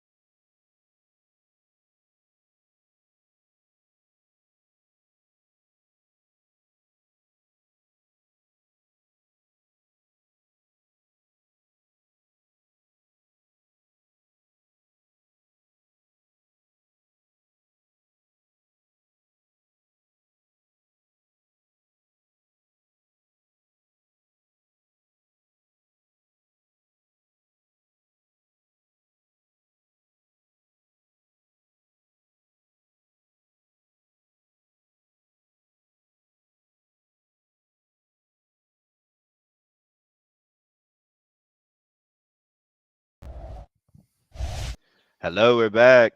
Nice to meet y'all. I'm Michael Markham, first time casting. Yeah, as you can see right here, this is not, in fact, the man, the myth, the legend, Rick Allen. This is the man, the myth, the legend, Michael, who I Yes, hear is a sir. Rainbow Six Siege player for sir. Texas A&M University, Texarkana. Tell us a little bit about that. How's the season for Rainbow Six going for you guys? So far, as I know, what do you call it? They made it to where we have to download Moss, which is a new anti-cheat Right. that they want for every tournament setting. Even like scrimmages and stuff, they want it to be active, which has been a pain, but we got it now. It's active. We're ready for what do you call it? Next semester. Get ready for Siege. We had a scrim against the Army. It was real fun. What do you call it? It was a close game at first, and then we absolutely walked over them, man. What do you call Oh, it? We got a bunch of new, few players that we switch out. I mean, like depending on the map, they're so good. We all have our bad games. We all have our good games, but we perform when we needed. That's what we oh, like to see. I'll tell you, the kids at the high school are so hungry for Rainbow Six Siege to make it down to the high school. And I tell them, I'm like, look, it has realistic gun violence, it has blood, realistic like player models. It's rated M for mature. There's just no way we're gonna get it. But I'm so excited that they do it at the college level because it's such a great game. I actually started playing Rainbow Six Siege when I was in my sophomore year of high school, I believe, when it first came Okay. out in 2016. Yes, sir. I've been playing since beta, so you Oh, know. there you are. You're Oh one of the yeah. beta bros, man. Let's go. Yes, sir. Let's Yes, sir. go. I can say happily I've reached champ. Oh yeah, you're way better at that game than me. I had actually had to end up dropping Rainbow Six Siege because like you would be like the last person. It'd be like you versus 3, and it would cause me such stress. Like I would be like shaking from how much like anxiety was building up. Heart be racing the whole Oh time. yeah. I get it. Great game though, like fantastically designed. Pretty. I don't. Again, I haven't played probably in like a year and a half, but for everything I remember, all around pretty well balanced game because it just comes down to the gadgets are one part of it, but then Yes, the sir. gunplay is really the biggest part. Yes, sir. No, most of it's listening. Look, there's so many sound cues Hmm. that you got to watch out for. Right quick, what do you call it? The map is going to be Zervasa, and the bands are Ryan and Brig. So we actually did end up going to Flashpoint. It's as I said, I think Flashpoint is just such a key pivotal map because it's so different from everything else that it really forces you to end up uh, completely changing the way that you play, and it 100%. offers a great opportunity to actually reverse sweep it. Although we're not in a sweeping situation going Yeah, into game number 4. I gotta You said who say, are the hero bands? it was Ryan and Brig. I think Ryan Ryan's and real Bray. strong personally, just Okay. because with Flashpoint, it's all cluttered up. Like I think dive isn't going to be the best option, and our team plays like heavy brawl, Hmm. so I think Flashpoint is one of their biggest ones. Oh yeah, you saw the power of that brawl not only when we were at that push map, but also as we entered into that last map, which was put or rather escort. And Yes. so that I think not Eagles, Houston here realizes that a little bit. So they ban out the Rhine. Although to me, it never has seemed like the Rhine is like their prime pick. Oh, definitely Maybe not. yeah. So maybe it's not the strongest ban for Houston to pick up here. As I said, I think the Reaper might have been a little bit stronger to ban out Reaper, here. Even the 100%. That's it. JQ might have been a really good ban here. And again, Eagles also kind of confused me when they banned Brigida. Now, I I know. think this That's is what kind I'm of a talking about. cerebral pick where they're trying to force them into a position where they're uncomfortable. Yeah. Here we go, right up the spawn gate. Who were they going? It was like Sigma and Brig. I was real surprised about that. I Yeah, the didn't Sigma imagine Brig to was see not those working two. for them Yeah. that last game, so I'm glad to see that they're switching off of it. But as I expected, we're seeing the Ramatra make a return because it's been by far their strongest tank composition so far. 100%. And we got a Genji Genji. mirror Yeah. going on over the top. And so this point is looking pretty back and forth right now. You have Junker Queen pressing onto this Ramatra, and a big sleep dart comes out from Ana on that Ramatra. We could have probably capitalized on that and managed to actually zerg him down completely, but I don't think we had the positioning there, or rather the Eagles had the positioning there to really capitalize on that. So we're going to continue to brawl out on the point, and also Reaper goes down. Reaper and Reaper go down. Reaper for Reaper. And so this Ramatra is trying desperately to try to push on to a healer. Probably it looks like that Ana, and ends up suffering for. Ooh, wait, actually, They're starting to press the others. Yeah. Yeah. Their Genji is starting to take these ones, take out the back line, so that Junker Queen can no longer survive, man. Yeah, I think that Genji pick is going to be pivotal or really key here. Although, strangely enough, they didn't go for the Genji blade here. So they're going to be kind of, or this is on the part of Houston, they're not going to be able to utilize that nano blade in order to try to get those quick, easy picks on the back line. Which, depending on how good the Ana is on the other team, right? That's a sleep dart, and you just leave them the whole time back there. We're gonna see a big, massive purple coming out from Coma here, but it's just too much material on the part of Houston to be able to continue to push, and they're gonna recapture the point here and get to about the same. Probably they'll get to about 40% before Eagles are able to touch again. I'm pretty sure that the enemy's Genji, what do you call it, on Houston's side, got a 4K here. That's real big. Oh, I think. No, it looks like actually Houston was not able to sustain that push onto the. Or no, Houston has control of the point. Yeah. Am I literate? Do I know how to read? Sorry, I just completely had flipped all of them in my head. And so now we're looking actually at Houston having a pretty massive advantage here. We're looking at 3 ults right across the top. So it's going to be super, super difficult for Eagles to actually touch. And I'd almost kind of recommend for them to just leave it alone. Yeah, leave it alone. And just start to set up on the next point. Go to the other. 100%. Yeah. But we see Genji burn blade here. Really commits a lot to try to touch this first point. And we're continuing to fight it out. Reaper dead. That's good. Right. Reaper dead. Genji going Annihilation by the enemy. Annihilation at about 25%. And Genji blade. That's risky maneuver. But then the enemy Genji comes in and manages to secure the point for Houston. So we saw a ton of really brass tacks fighting going on there on the point. Eagles really wanted that first point, and again, right, if you can get it, go for it. But I think by the time that they were trying to commit all of their resources to actually get onto that point, they were kind of out of it. Because what did they use there? They used the Genji Blade. Did they use any other alts from there? We just saw Genji Blade go out, and I think that was the only ult that we saw. And we're now sitting. We've actually switched over. Dev's decided that he's going to play Cassidy here. And so that should help him, hopefully, dealing with this Ramatra if he can get those headshots and force them into Nemesis or block relatively early. Juno is going to come out to try to push back on the Eagles a little bit and stop them from actually capturing on the point. Did he jump off? And Arc Thunder manages to come in with a big Death Blossom there that we just missed. Yeah. And Dev's jumped off so he could reset with the team. That's nice. Yeah, you hate to do it in those moments to have to jump off the ledge, but is it take the KD hit or feed some ult charge? And I think everyone knows what the obvious answer is there. And so now we've switched over to Sigma for the tank. The Junker Queen, the JQ just wasn't working into the Ramatra, I don't think, in the more aggressive style of fighting that we're seeing out of Houston here. And now I like it better, just to take off the heals from the enemy. We keep it isolated from the what's his name, Ramatra. Yeah, if you can put that shield up to deny those. See, just those like darts. he's doing, like he's won now.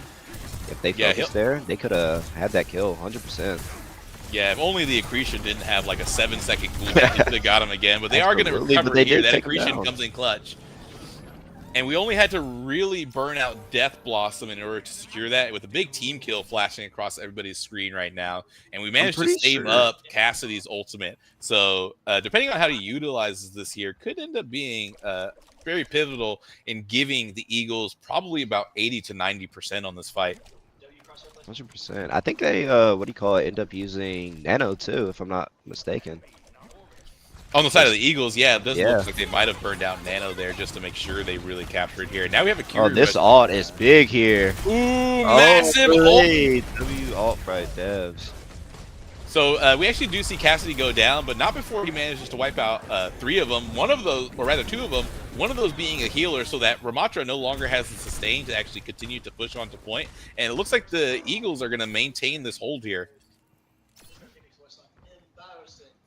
Now, Sonic Void is sitting on an ultimate here, so he could be really cheeky, and he can wait for them to roll out from their spawn and lift them up so that way they can't touch, and then also get a wipe off of it. I think they pop Kasune Rush here, yep. So he pops Kasune and then they Rush, holds on, manages to... Yep, there we go. Kill this Kasune. Oh. Pops off on the Reaper. Reaper goes down. Reaper actually, the Reaper gets picked up by the Genji Blade. Oh, but he got hit by the Genji Blade. Holy. Ooh, or rather, Houston actually managed to cap that one back. I think that one came down really to the fact that the ultimates weren't properly cycled there. Again, I think I would have engaged there with the Sigma ultimate just to keep them off a point and get them stuttering and desperately trying to do something, so that way they force themselves to mess up, and then right after that you go in, you clean it up with an ultimate. Exactly. And so now we are looking at potentially the end of this game with Houston now trying to cycle back onto this 3rd point, which would seal the deal for them. But we do see that the Eagles have managed to touch the point first, and they switched over to a Mei to try to disrupt the flow and, again, kind of isolate that Ramatra if he overcommits. 100%. And so we see Genji is somewhere in the back line, very, very low. We have Reaper who is sitting on his ultimate but goes down. We're missing Cassidy. We're missing Kiriko here. But Sigma keeps on holding on to the point, is fighting for his life against this Ramatra. Holy. It's actually good there by Houston. Ramatra ended up going for the back line, isolating, the heals off of the tank. Oh yeah, and we see a lot of swapping coming out of Eagles here in order to try to address this Ramatra thing. And they no longer have a Ramatra ban, so we're going to be seeing quite a bit of Ramatra for the remainder of this series. Especially again, as I was talking about with Rick earlier, once you know something works and the enemy team doesn't have a response to it, you're just gonna keep on Just keep pressing that button going. over and over again. They have a Zarya now, which I think here is real big, especially if she gets that charge as they're doing. I think the Zarya could be big, although this seems like a team that is unafraid to just pop the bubble. As you see 100%. going on right now, that Zarya is deep in there and doesn't really have a whole lot of charge despite being in the middle of things. And is going to pop a bubble right here. It has a bubble into Annihilate, so could have built some charge. Oh, We're that just not seeing blossom it. by Houston was absolutely big. Yeah, that Zarya has to work on getting that charge a little bit faster. We 100%. saw that fight, even though she was leading the charge and she was right in there. She Oh, we have a only had built Doomfist up now. 7%. This is what you have to do. You had to switch to Ball or you had to switch to Doomfist in order to touch this point, because this is the end of the match if you don't 100%. manage to touch. So let's see if we can get a Oh. boot off the back end. Blocks from the Doomfist to try to sustain himself on the point. Oh, he's gonna they go can down. take I think out- he's gonna go down. I think he's got to go down here. There's way too Yep, much that's happening good. right on top of him. And so Ramatra is now in his brawling. Continues, and Eagles are gonna And I lose it think here. that's gonna They don't lose have the enough point. material to go back. And so it's like I said, Flashpoint is just one of those weird maps where teams that are losing just suddenly start winning the moment they press that Flashpoint button. Exactly. Yeah, Oh, that's got to yeah. be tough. That's a very, very tough loss, I think, for the Eagles there, just because they were riding such a massive high over those last two games. We're completely Same. crushing them, just for Houston to come back with a pretty dense response to what was happening. Hey, they did great. I mean, what do you call it? I mean, you hate to see it, but game is game, you know? Like, they played well. They played well. Can't Oh hate it. no, I mean, it was unfortunate on that second point, like you were saying. They didn't just pressure to keep them off point so that, what do you call it? They could have at least 1-1 rather than the 2-0. But what do you call it? but That I think the definitely, Eagles might have fumbled just a little bit because it looks like they forced that Brigida off of her Brigida pick, yeah, only to then substitute it in with that Kiriko pick that came in buckets of just greatness for Houston on that game. exactly. What do you And call I'd it? be interested to see the stat page for that one because their heals had to. Well, most of their heals, I will say, were focused on that Ramatra and keeping him sustained because he is making 100%. massive impact on this game right now. Exactly. And our team cap for Navy in the back right there. I believe they won, didn't they? They won? Finished it up Yeah, 3-1. good stuff. Yes, Navy did win. So what does that make Navy? What is Navy's record now? What is y'all's record right now? Is it 3-1? 3-1 on the whole Hello, season. check, We love to check. see it. I'm hoping that white, or I can't rather hear him. What did you gold, say? can follow in those footsteps. They got to make some key changes. They gotta kind of shape up a little bit if they want to, though. As we saw once again, that Ramatra continues to be a problem for gold, simply for the fact that he is very aggressive, very oppressive, and is constantly having his healers keep him up. So maybe you sleep dart, maybe you purple him out, so that way you can finish him off really quickly and focus on that back line. But we got to have an answer for it. Hello. I got invited to tell us a little bit about of our game. Yeah, go ahead. Team captain for Eagle Navy. Oh shoot, my name is Emmanuel, aka Manny. That's my gamer tag. Yeah. We went 3-1. We had a little bit of rust spot, but we all strategized and we came through. You know, we had a really good first game. Second game was a bit iffy. We didn't worry too much. We just locked in because we know if we worry too much, it's gonna go out. We can't be sad about low games, and we can't, we got to transfer each game all the way through. Yeah, in that second game, what map did they pick to like take it away from you? Oh wait, did we lose Lijiang? First we lost first. Oh no, man, we lost Lijiang. So we picked Yeah. Ilios. We went Ilios. Lost Ilios, and then we went to Gibraltar. You know, we never like to play Gibraltar, but we're like, from their team comp, they don't really play much mobility characters. So like, hey, let's play Gibraltar, and we full hold them, and we won.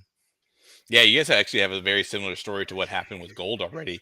We saw them actually full hold that first point as well, and same thing. They were just playing with higher mobility, better movement all around the kind of jungle gym that is Gibraltar's like first kind of straightaway out of spawn into that underneath yeah. area underneath the cave. So I don't know if you've been watching any of the Gold game just yet, but what advice do you have for them as they go into their 5th game to seal the deal? Well, I just saw a little bit of games when we finished. I turned around, like you said. As soon as we beat Gibraltar, we looked behind, like, oh, they're playing Gibraltar and they won. Little thing I would say advised is to them, they just need to play together and not overcomplicate it. They sometimes tends to try things not to do, or like they try to do their own gameplay. Yeah, you just see a little bit of that with the kind of rapid swaps that they had right there at the end, where they were trying to find something that could breach the defense and the holding potential of Houston, but none of it quite ever worked. And one of the difficult things whenever you make a swap in Overwatch is you're going to get reset right back down to 30% of your ultimate charge, and so that puts you at a major disadvantage if you were sitting on like 70%, 80% on a pretty big ult. Oh, that's true. But one thing I would say to those is not be afraid to switch, because sometimes you can build up your ultimate really well, and that's what a problem I've seen with people. They like to hold ultimates or like not to switch because they have an ult. But if you're confident or at least do your part, I believe you can get your ultimate ability as well as perks. Perks was trying to be there to reduce the counter swap, but I believe within 1-2 team fights you can get your perk really instantly. Yeah, especially if you're doing the damage you ought to be doing, then there's no doubt that you can grab up that perk super quickly. And so we're looking now at oh heavens! I'm gonna hand it over back to Mike over here. Sounds good. Sounds good. We are back, chat. So I'm kind of drawing a blank here. What is the name of this map again? Oh, good. it is Google machine. Rialto. Yes, Rialto. That's the one. There it is. All right, so we're looking at a straight escort map once again. We brought back out the Reinhardt gameplay because we want to be extra brawly. We want to deny that front pressure that's been being applied. And once again, strangely enough, Houston decides they are not going to play Ramatra. Actually, Ramatra got banned. Oh, Ramatra got banned on this one. Oh, wow. May. Oh, wow. So we've been holding on to I thought we had banned out Ramatra way earlier. And so having Ramatra banned here is massive for Eagles. And so we see we're heading now towards around the statue, and Genji is fighting for his life topside as that Hanzo finds him. But we have a Zenyatta here to try to focus out this tank and try to make some of our picks a little bit easier. Reinhardt doing his best to hold the this front shatter, line. yes. Has to pop that shatter as the orb goes out on that Reaper who just fades away out of existence. And boobs her off. That's nice. Moves her off, takes her away, and gives us a nice push into that first point. Swim with the fishes. Yeah, swimming with the fishes. And so Eagles are in a pretty decent spot. No one has really had the opportunity to build ult aside from that Reinhardt ultimate that we saw. And I guess this goes to say that Reinhardt might be a pretty strong pick for Eagles, because if he can build ult that fast and he can hold that front pressure the way he has been, it's pretty great. And they're far. We now see 2-3 of Houston's team go down. A charge straight to the back. And he's bullying healers right now. This Genji managed to reflect back the fire strike, and he's not going to be doing nearly enough damage to actually take out this Reinhardt. They're playing real well here, just taking space, going in, getting picks, and capitalizing. That was a seamless push all the way up to the second point, and we are now looking at 5 minutes on the clock. Plenty of time to get really creative on this third point, which really only gets difficult as you hit the building, which is right on top of their spawn point. Yep. But it looks like they're about to push through it. Ryan going in. Reinhardt playing right on top of the enemy team again, creating enough space for his team to push in and continue to lay it on thick. But did they capitalize off of it? We see a Zenyatta ult go out at the same time that we saw Disc go out on the part of Baptiste. Ideally, you treat Zenyatta's ultimate as a free immortality, so we wouldn't have popped both of those. But nonetheless, it works out. And we now are at the phase of this game where one loss for Houston wins They ult out wins here. Eagles the game. Oh! My, keeps himself up with the immortality field, but Oh ultimately has to my. go down. Almost took out the Orisa solo right there. That would have been pretty big, and that would have been. I mean, you're not allowed to emote in games like this, but if you were in a public lobby, that'd be grounds to emote on somebody, I think. 100%. You know, just And hit so that once death again- spray on him right quick. Yeah, once again, we just see the dividends that are being paid out from the fact that Eagles got here so quickly, because that clock still has 4 minutes remaining on it, so they have at least 4 or 5 touches here in order to get something done. Orisa is going to be a solid pick, I think, into the Reinhardt, because if just she poking off that golds shield. or if she golds or she hits that the javelin spin, she's going to be able to deny it. He goes in with a shatter. I don't think it's a particularly impactful shatter because it's a solo shatter on the Orisa, but it does create enough space once again to put Eagles on the push. 100%. Reinhardt playing in the front, trying to find anybody, somebody. He is on the point. It's pushing. It's pushing. It's pushing. It's point. It's less Right than 1 there. meter away. Take it down this I think Orisa. the It's Orisa down. goes down, and we are there we looking now go. at that 3rd point There we for go. the Eagles. Absolutely love that from the Eagles there, man. They're playing so well for this map.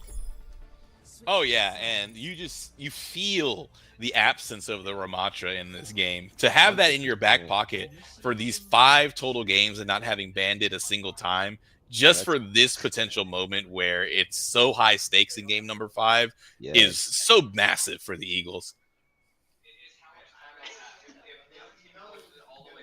What are we watching right now? It's W Bridge right here. Yeah, look at the smoothness of the rock and how well it's laid. Matt Jason was at work whenever this building was being constructed. That's my boy right there. Oh, bro. Always let's on the go, job. Gondola driver. This is the true MVP right here, bro. Play of the game, guaranteed, right there. You know, All right, so earlier here we go. We're in this. We're in the A phase, the setup phase. My goodness. For this next game, nothing changes really on the part of the Eagles, although they have pulled out an Ash here to try to get a little bit of nice hit scan action going on. Exactly, love hit scans. Those So what dings are what I fiend for. What do you think happens here? Because like we got to be like fiending for a Bob pretty early on and getting those early dings in order to like throw some people up in the air, give Reinhardt an opportunity to hit a charge. So what do you think how well do you think Eagles are going to hold this point here? I'm gonna say it's a little difficult, especially with the Winston, especially since they're playing angles and stuff. I feel like they might start getting picked off. Hopefully they can end up playing together. As I said, like right here, the Genji, their Winston is just going in. They're taking a lot of space. One of the best thing Eagles do is when they play together, it's like an unstoppable force. But once they start spreading, they just get picked off really easily. Yeah, maybe that's what we saw in the last game. Is they killed were the playing a Tracer. little bit more spread out, and they were also kind of playing solo. Wow. And yeah, They got the Winston Winston, that's and good. Tracer go down in this moment. It's absolutely big.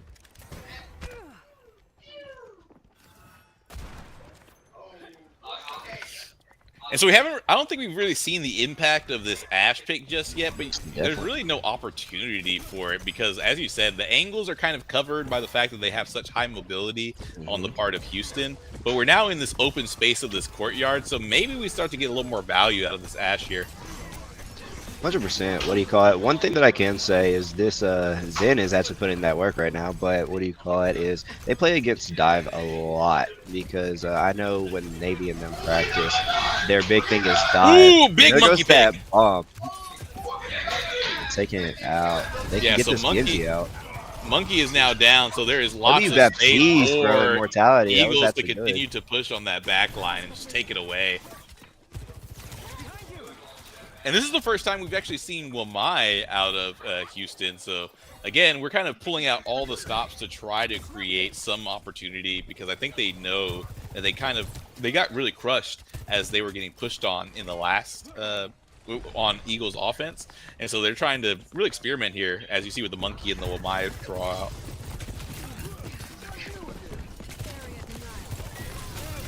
That disruptor is going to be big here. They almost got the pick from the Monkey again. Yeah, this monkey is getting in there. He's trying to create some space, but he is just getting punished for it every single time and not able to get that sustainable heal. Devs out. He does get devs. Oh, but that they can capitalize. Kiriko Rush might be what they need to get all the way underneath the archway here, and that Reinhardt's gonna stay up, but he's gonna he actually jump off. resets. Yeah, he's gonna reset so that way team they don't was get the right charge behind off of him. I was surprised about that. Yeah, at that point, you know you're solo. You know the whole enemy team is gonna press on you, so you gotta just give it up. And we might see a pick here. Almost actually headshotted that Tracer with a full rail cannon charge on the part of placement Dev. was actually real nice, just to escape. Unfortunately, the Genji does get in there and take him out. And I'm wondering too if it's not worthwhile to like swap. She has into pulse a bomb. Reaper, If she's able to capitalize on it. Does she hit 3 dashes in, throw it, and then reset? It's a possibility, but yeah, we're kind of in a strange place where the setups are just not quite there. There's action happening, but none of it is quite impactful just yet. Both teams are setting up for what will. Winston behind, about to get a pick. Oh no! Winston behind manages to Then draw out the anything can happen. Zenyatta ultimate. Just ulting out now. Tucked him in the corner. They're just absolutely just throwing out every ult so that they can get some more position. Yeah, Winston Overwatch is gonna continue up the pressure and manage to take away, or actually take a team kill here on the Eagles. And so now we are in a position where where Houston does not have as much time on the clock, but still plenty of time on the clock to get some work done. And we have switched over to a Reaper because I think they realize that the Winston is causing them a bit of trouble. Yes. Just picking, because they get it real close. Get Winston close to what do you call it? To go down every time. It's just they can't do enough to just get that pick before he jumps out. But, yeah, not quite. But we see now Sojourn into a window with her ultimate. So if we can find some people, if they're not all hiding away playing whack-a-mole with them, this would be really huge. I think it's still huge. It forces them to get off payload completely, makes them back up, reset. Gives us time to regroup and everything. See, the Winston got to, what do you call it? They have Kitsune Rush. Yeah, that Winston got a little bit too hungry. He wanted to dip his hand into that jar of peanut butter a little bit too much. Yeah.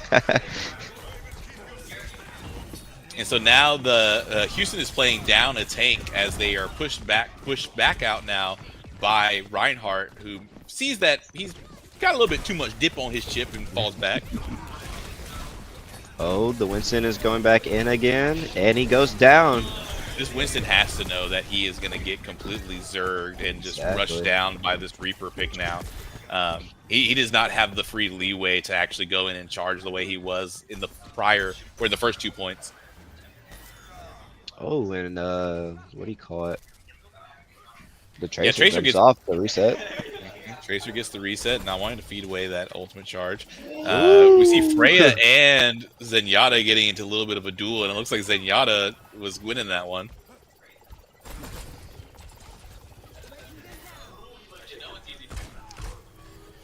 Yeah, Coma hasn't really had an opportunity to shine just yet, but when you're Zenyatta, really the only thing you care about is that you keep that Discord orb out, and you're constantly putting pressure, or rather keeping that Discord orb out so that way you can punish those small mistakes even more so than you would normally. 100%. And Zenyatta is now sitting on his ultimate. So big. Zenyatta saves the Reaper.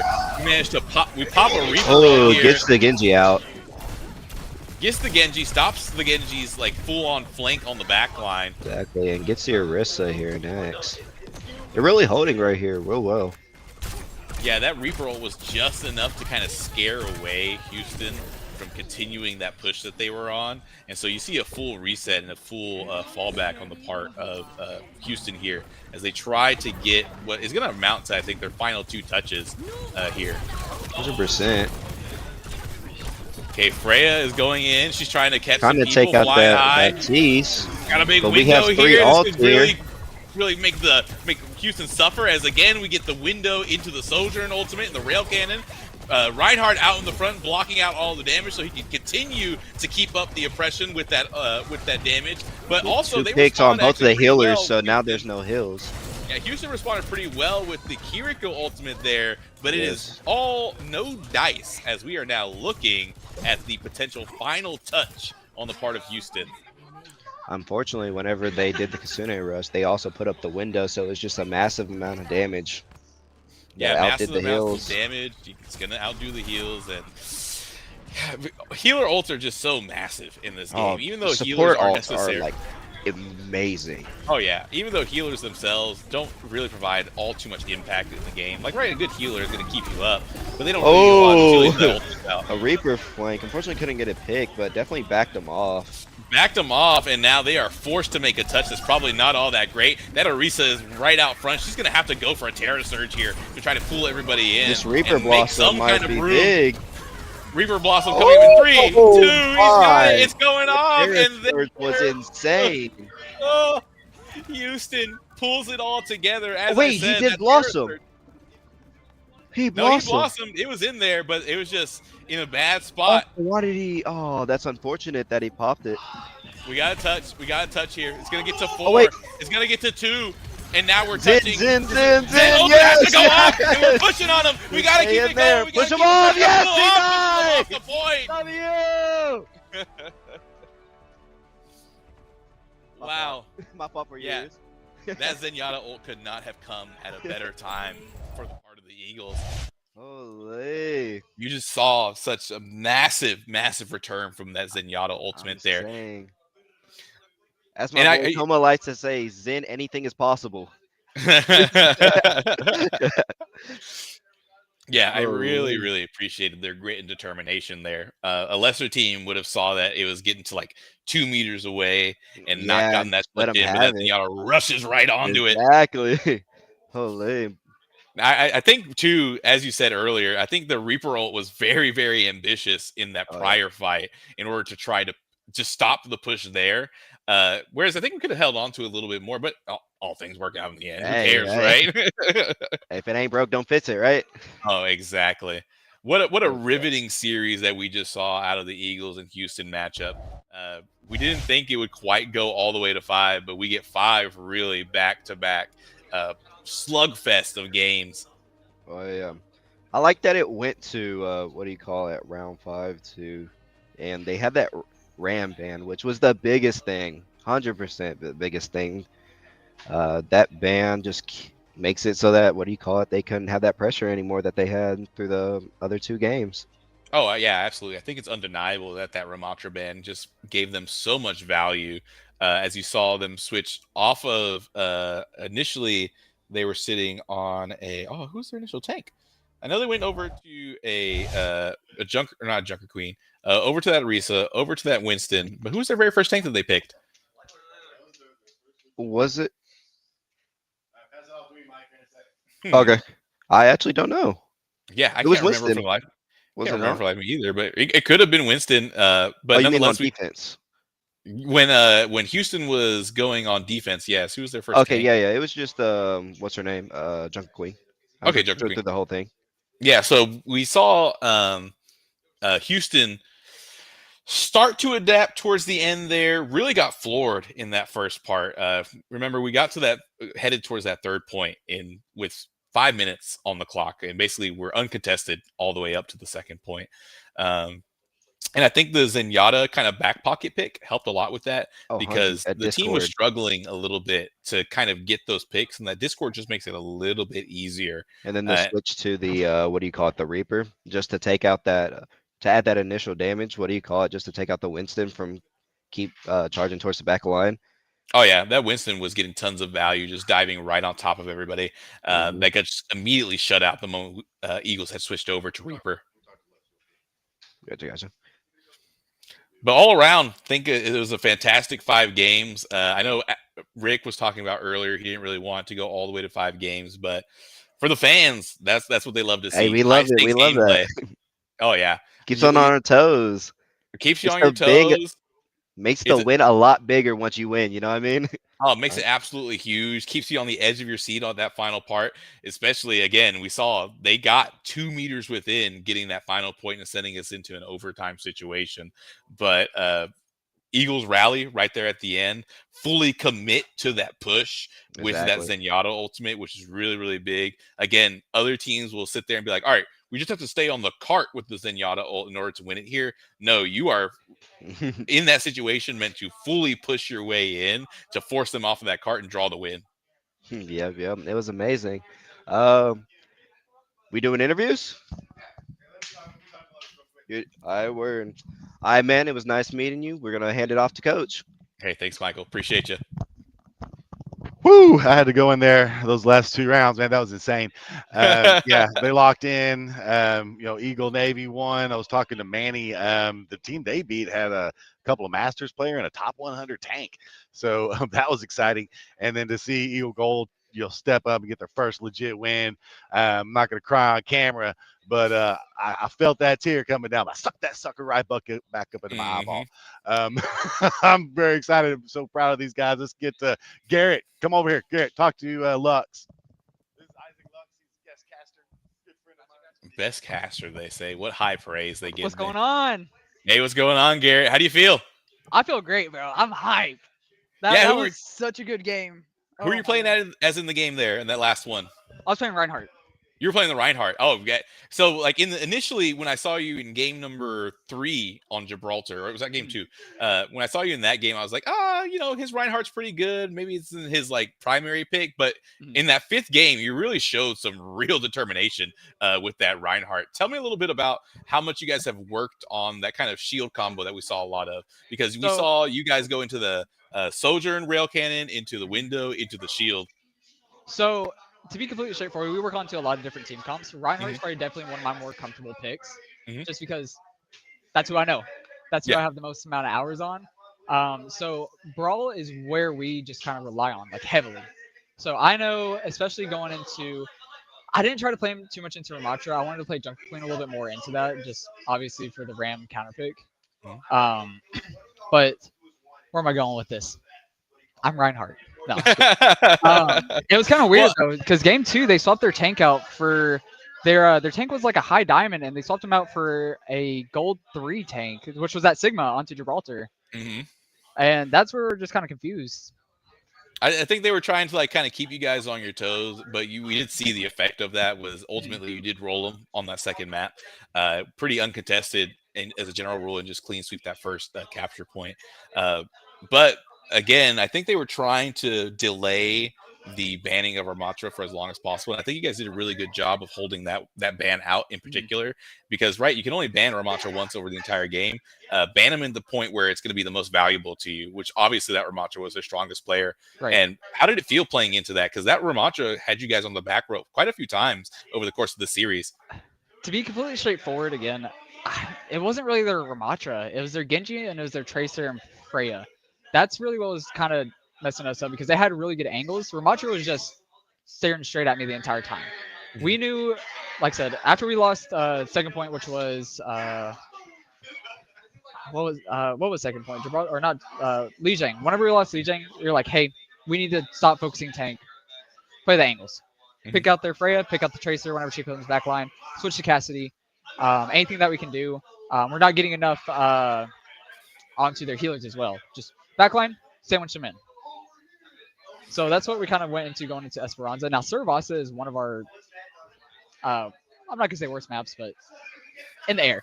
Yeah. So that's where we kind of folded a little bit. We definitely kind of staggered back into just straight, instead of going for the angles that we needed to be getting, and then getting the picks onto, again, healers, DPS, just focusing too much onto the tank. Yeah, and I was talking with Emmanuel earlier, and he was talking about you guys' Flashpoint game where they did bring the game back to this tied situation where we're going into game number 5. And he was talking about how you guys kind of had overcomplicated in many respects because you were trying to play all of these heroes that could kind of force a gap between the tank and the healers and that those divers, but never really paid dividends. And that was probably the game that I saw you guys' roster be the most volatile. Is whenever you were swapping from Zarya and Cassidy and all of these different colorful cast of characters. So take us a little bit into that game number 4. What was the kind of stress level going into that game? So game number 4, what map was that? That was the Servasa pick. That was Servasa? Yeah. Going into Servasa, like I said, that's one of our, again, lesser maps. So kind of, again, going into that, we knew they were either going to play Ram or they were going to play JQ. We knew if they were going to play JQ, they can't really match mine because obviously we saw that onto Esperanza. But Ram was going to be a little bit more of a different story just because of the brawl, and especially with them banning Ryan on that point as well.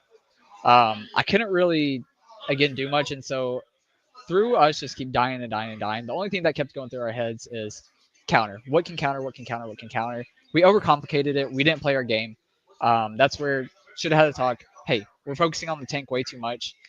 We're going straight down main. We're not going right side. We're not going to the left side. We're not going around. What do we need to do? That's the talk that I should have had with my team. That's definitely on me, being like, okay, just keep switching, because obviously something's not working. Yeah. And I think you guys did really rally on that 5th game because, as we saw, you guys really pushed all the way through into that final point. And I think the final timer, whenever you guys had finished out the final point on Rialto, ended up being like 3 minutes. So even if you went into an overtime situation, you had plenty of time. But then we actually saw something pretty interesting. We saw that Houston actually came back around to a Winston pick that they hadn't done for quite some time, and started to really put a lot of pressure on you guys. And it was really causing you guys a lot of stress until you switched over to that Reaper. And who's your Reaper player? Our Reaper is, I believe, our Aqua. Zadrian, he was playing him, and he does really, really well. We were actually baiting out the Winston because, again, kind of looking at their career profile, Ramatra, Winston, they're only 2 tanks that they played. Right. We kind of knew what we wanted. I knew, especially banning Ramatra onto that map, playing into Orion. The whole point, first point, Winston, we know he's going to go up top. DPS healer up top, bait him out, drop, fire strike. Yeah. But yeah, the Winston, that's to be honest, that's what we wanted. Yeah. And yeah, it was pretty obvious the moment that Reaper started coming out. Like you really started shutting him down. The team, Houston really lost its confidence and had to go back to the drawing board, which ultimately forced out that Orisa pick at the very, very end. And you guys really had some pretty dusty fights right there as they were pushing to that final point. One really particularly interesting fight was whenever they had switched over to Orisa, and Aqua was sitting on his ultimate, and Orisa pops Terra Surge, Aqua pops ultimate as well for the Death Blossom, and you guys are within 2 meters of having to go into an overtime situation. So tell us a little bit about that. What was running through you guys' head as who's the Zenyatta player? Because he really is the MVP of that final play. Is Coma. Let me tell you, that is my GOAT. Because going into this, we were not planning on playing him onto Zenyatta at all, but we had to talk before, like, hey, if this works, you just might be goated. So going into that last fight, kind of trying to force the overtime, we knew either me or Jeremiah was going to touch. We saw Arista's javelin go out. I don't remember who she pinned, but she pinned someone. I think it actually may have been Zenyatta. He was 97 to ult. I go, as soon as you get that, we roll. Yeah. And what happened? We rolled. Oh, absolutely. That was a really expert touch, and you couldn't have coordinated that much better. So really, really fantastic gameplay from you guys that I saw there. And it looks like somebody else is trying to hop on the microphone right now. They are. They're telling me my time is up. That's all right, man. Well, Gary, I really appreciate talking to you. You seem like a really stand-up guy, and I can't wait to see what you do with this team, as now you're looking at a 2-3 record with hopefully nothing but W's all through the rest of the season, huh? That's the goal. That's all we want. Listen, I'm proud of my guys. I'm really proud of the way that they played. They played absolutely amazing, and I couldn't ask for a better team. Nice, man. Well, really glad to see you guys playing your hearts out there, and good luck for the rest of the season, brother. Yes, sir. Thank you. It was nice talking to you. Good talking to you, man. Jeremiah! This is Devs, by the way. This is Devs. This is the man himself. What up, what up? And Devs, you were the DPS player for most of the set that we were playing today, huh? Yes, sir. Mostly DPS. I think I played mostly hitscan. I brought out the Tracer for a little bit, but it wasn't worth forcing into such a heavy team comp that they had. Yeah, and for sure, especially as I saw like Genjis and Reapers who were just dropping some pretty crazy damage. And that's what Garrett was actually telling me a little bit about before you hopped onto the mic, was that you guys were really having a lot of trouble with these backline divers all throughout the game, especially on that first map with Lijiang Tower, where you guys were pretty. I wouldn't say like handedly defeated on that first map, but definitely like right. You don't want to start off a series down on the back foot. So walk me through a little bit of that game one as you guys lost on Lijiang Tower. What did the conversations sound like in order for you guys to come back and win game two? I was about to say map one, we definitely didn't open as strong as we wanted to. Like that first fight, the first point, I think we lost that one pretty fast. Wasn't too competitive. But that second point, we took them and we got that point. And then third point comes around, and the me opening on Cass is not bad against the Freya, but the Freya was good enough to know the distance at where my drop off is, so I couldn't get real pressure on her by just tickling her essentially. Yeah, so the poke just didn't end up working out for you guys. Mhm. But game number two, remind me, what map do we end up on game number two? It was I believe it was push, right? It I was believe push so. on. Yeah, Watch point Gibraltar. I think that was game number three.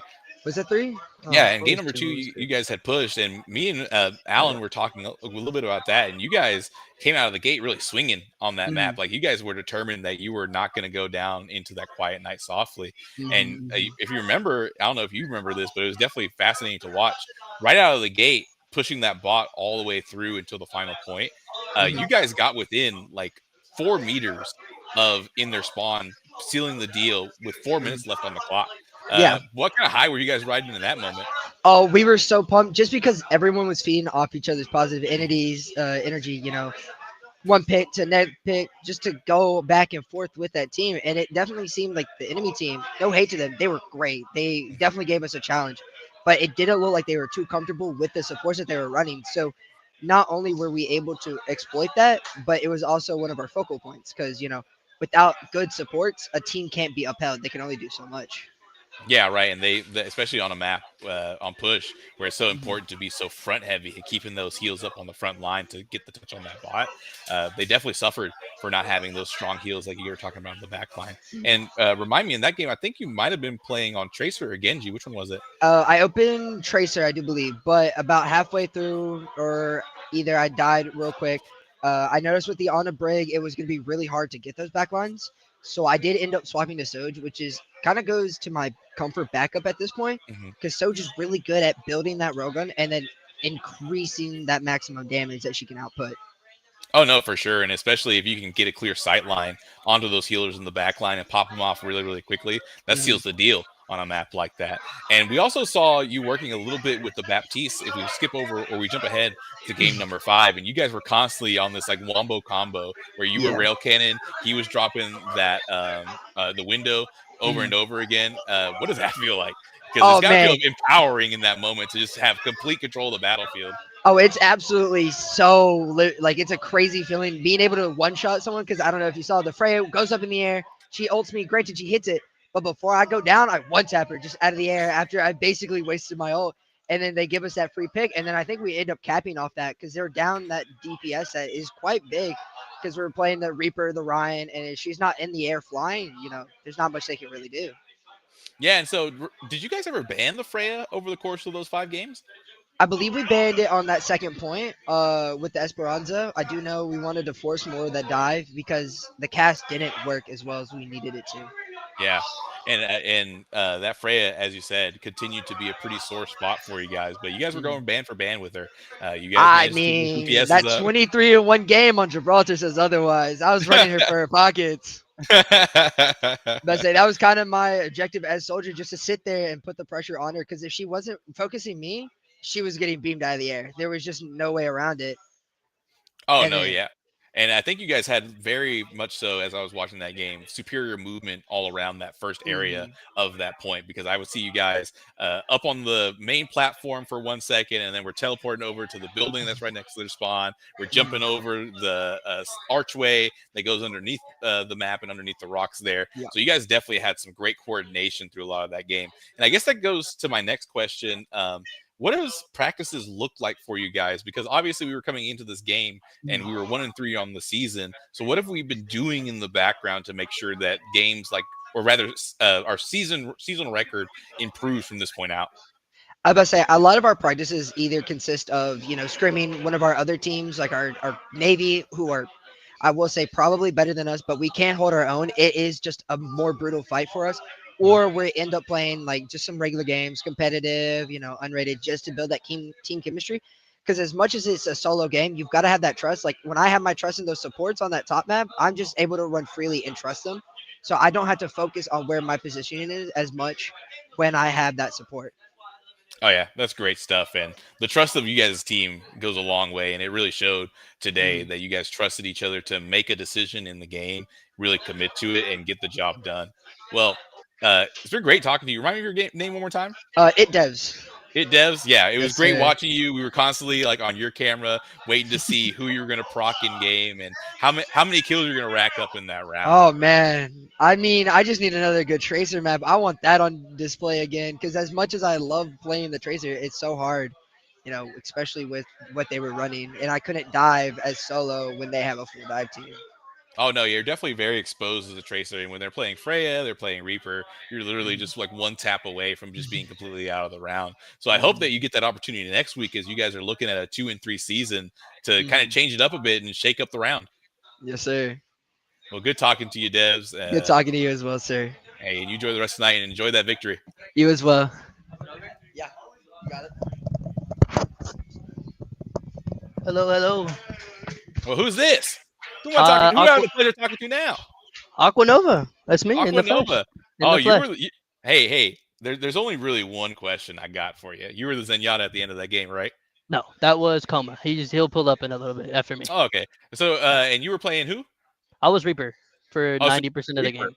Yeah, so Yeah. I was actually talking with your team captain a little bit, Garrett, about the fact that your gameplay is what made it possible to force that Winston to switch over into something that's Mhm. a lot more uncomfortable for him, because you guys had obviously banned out that Ramatra, and then the Winston was their next best pick, and so they had to roll over to an Orisa right after that. Um, but there is kind of a moment I want to highlight towards the end of that fifth game where you're Yeah. kind of in the thick of it, Mhm. and Orisa is popping her Terra Surge. And in that Mhm. moment, you're like, well, let me see what I can get out of this death blossom that I'm holding on to right Yeah. now. What were you thinking in that moment? Bro, truthfully, it was a mixture of my team coming like, "Hey, we're dead." Like, "Oh, next." I'm thinking, "Okay, it's my time to go. Just let him kill me." And then it was also like my supports in the back, like, "Hey, there's this Genji behind you. He's coming back. He's coming back." So I pop Blossom. I'm like, they usually have an answer to deal with my Death Blossom. So I figured maybe I'd take one with me. It was kind of in the moment, Yeah. nerves up, and then also just bad judgment. But Well, I it's never just got extra my high. one, so it just kind of happened.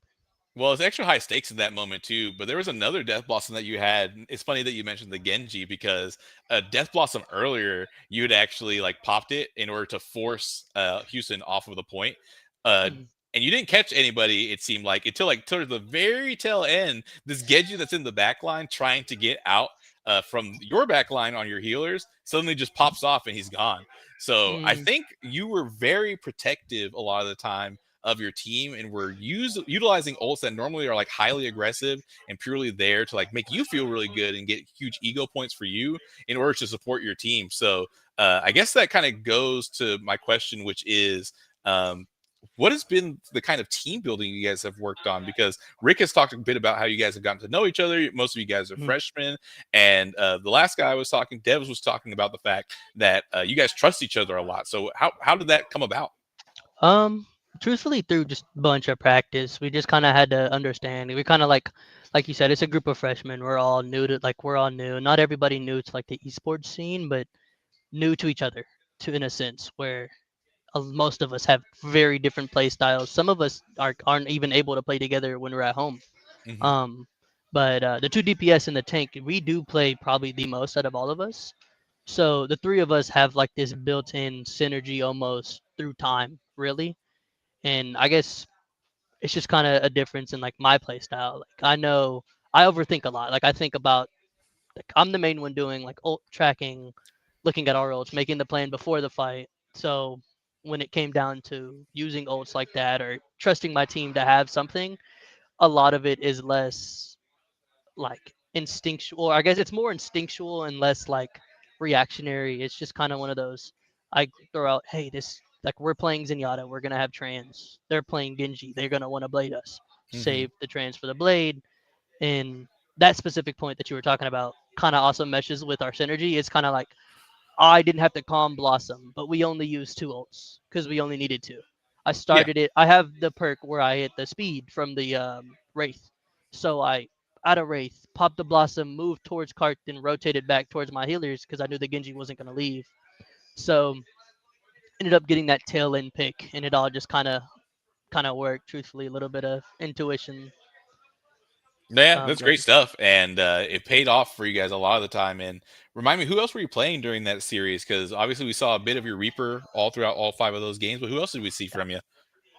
Specifically last game, I opened Hanzo on attack because we did get attack first. It was my guy saying, "Hey, we're gonna run this map," and I was like, "Hey, let's just go. We know what's working, right? We know they're not gonna have an answer to it. Just a bunch of forward pressure because they're gonna try to get into our back line. But if we stop that before they even get the chance to, then it's kind of like obsolete. It's they know what to do. So I did play Hanzo at the beginning, then on defense switched to Ash. Throughout other games, I played mostly Reaper with the idea like they didn't really ever have an answer to the Reaper. They just kind of let me move freely. So on Suravasa, I did play Mei towards the end, but it just didn't really work. I'm not sure why they banned Mei on that last map, but guess I didn't want to see it. I don't know, but Well, I think you guys had the right idea on May going back to Saravasa because you guys were trying to kind of create this larger gap in their team than you had really seen throughout much of the game. Because I think you guys properly identified, right, that their dive was really, really powerful. So if we can just separate their healers and their tanks long enough to get one of these divers out of the way, maybe we can force an opening, which never really materialized on Suravasa.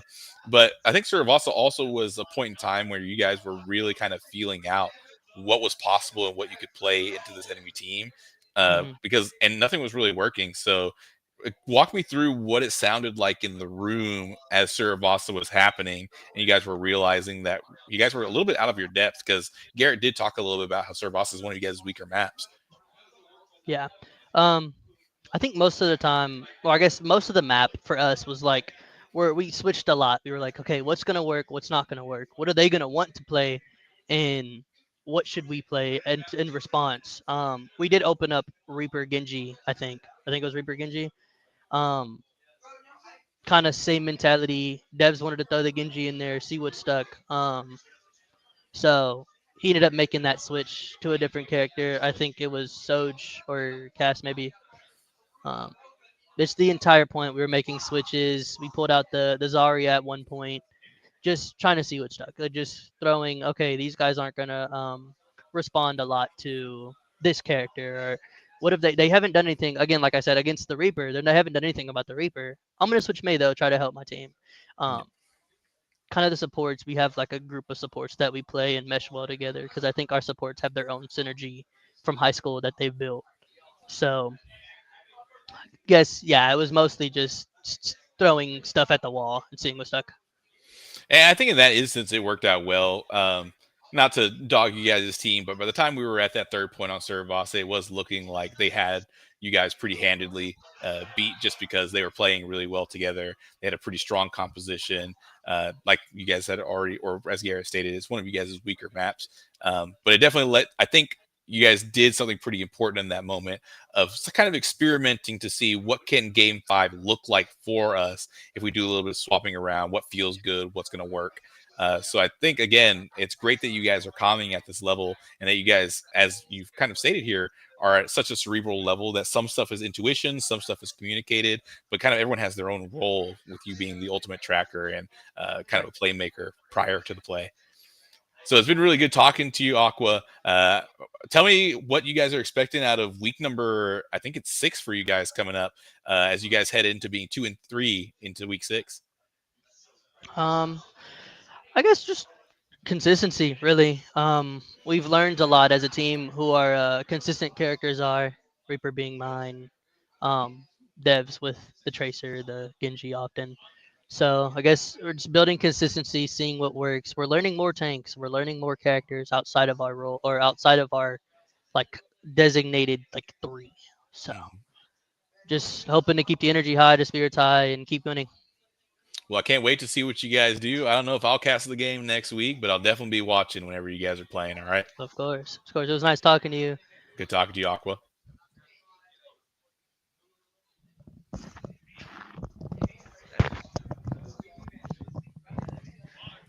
Well. Who's What this? up? My name's Justice Reed. And who are you in game? Support. I play like Bap Lucio, a little bit of Curie. And were you on the Zenyatta there at the last last? No, little bit? that was Coma. He'll Coma, come he's up coming. next. Sounds Tristan, good. are you coming after me or no? All right, yeah. He'll be here next. Well, let's get the both of you on really quickly because I'm starting to wrap up. As All right, I said, Tristan, I'm trying to watch come here. He said he's Chainsaw gonna Man get both tonight. of us on here.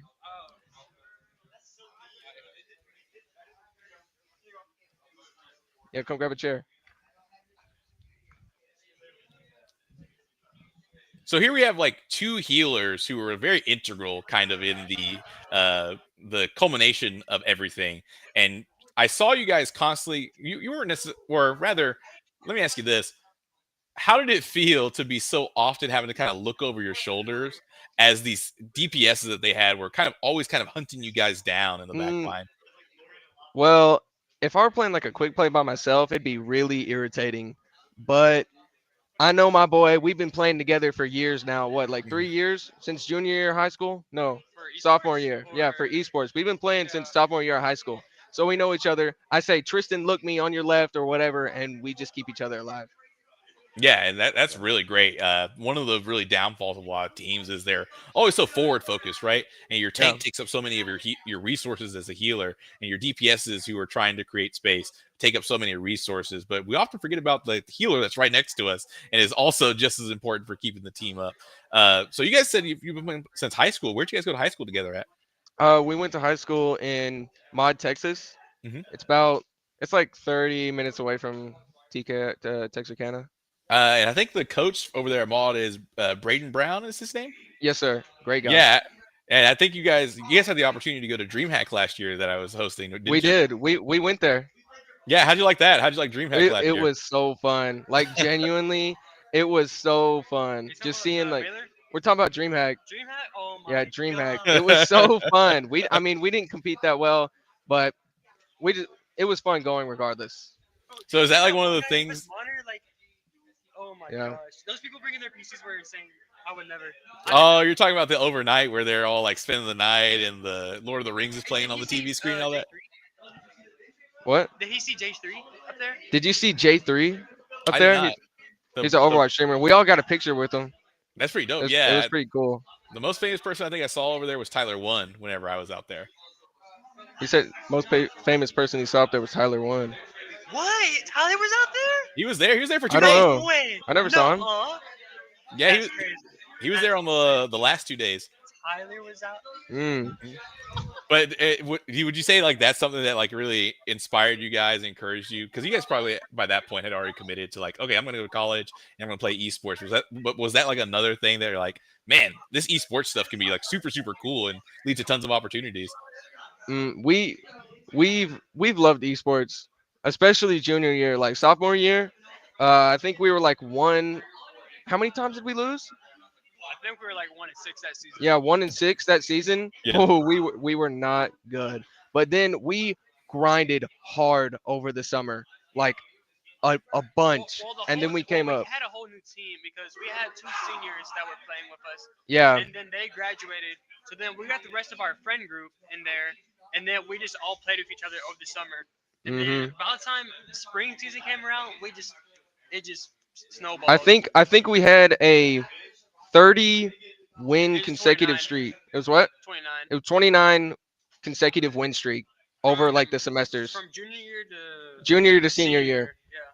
Oh yeah, that's an excellent record, and it showed tonight as you guys were out there just really busting away and keeping your team alive, and it all culminated in this really fantastic final touch that happened at the end of game number 5, where you guys are 2 meters away from losing the game, only for this guy right here to your left to come in with this fantastic Zenyatta ultimate. Yes. And force the entire team off of the point. That C9 was crazy. How loud were you guys yelling whenever all that Oh, was we happening? were so loud. We saw we didn't even see victory. We heard the little music screen and the tiny bit of slowdown, and we just we stood up screaming. It was so fun. Yeah. Oh yeah, you guys had me a little bit worried because I saw that we didn't like switch to any like Doomfist or anything. Like we weren't Or trying to touch. Lucio.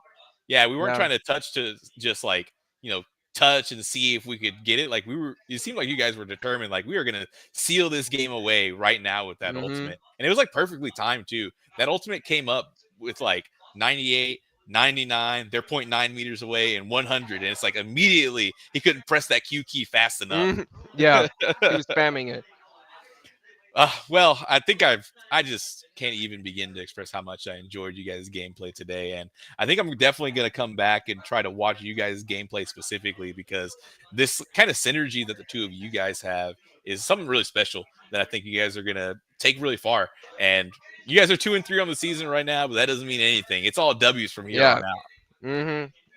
Well, we're trying to grow as a team right now. Like me and him, we know each other, but the other three, all new people to us, and so we just got to build the team synergy like we did with our high school team. Well, I guess that's like my final question for you guys. What has that been like to be a duo with a brand new squad and trying to build that team synergy with one another? Like, has it been going good? Have you had to really work at it? Do you guys like hang out at like a local pub in order to work together more? What's it look like? Well, we mainly see each other just at college since me and him both live 30 minutes away. We don't ever really hang out or nothing like that. But I think we're all good friends up here at the college. And every practice, Tuesday and Thursdays from 6 to 9, we're like grinding. This Thursday, I mean, we were goofing off a little bit, but, you know, we were just having fun. And these new people, I think we've gotten better each and every week because at first, yeah, we're getting comfortable. It's just a mindset thing for each of us, and We're trying to learn how they play, basically. yeah, we're trying to learn how each other plays so we can play off of that and just get a good team synergy.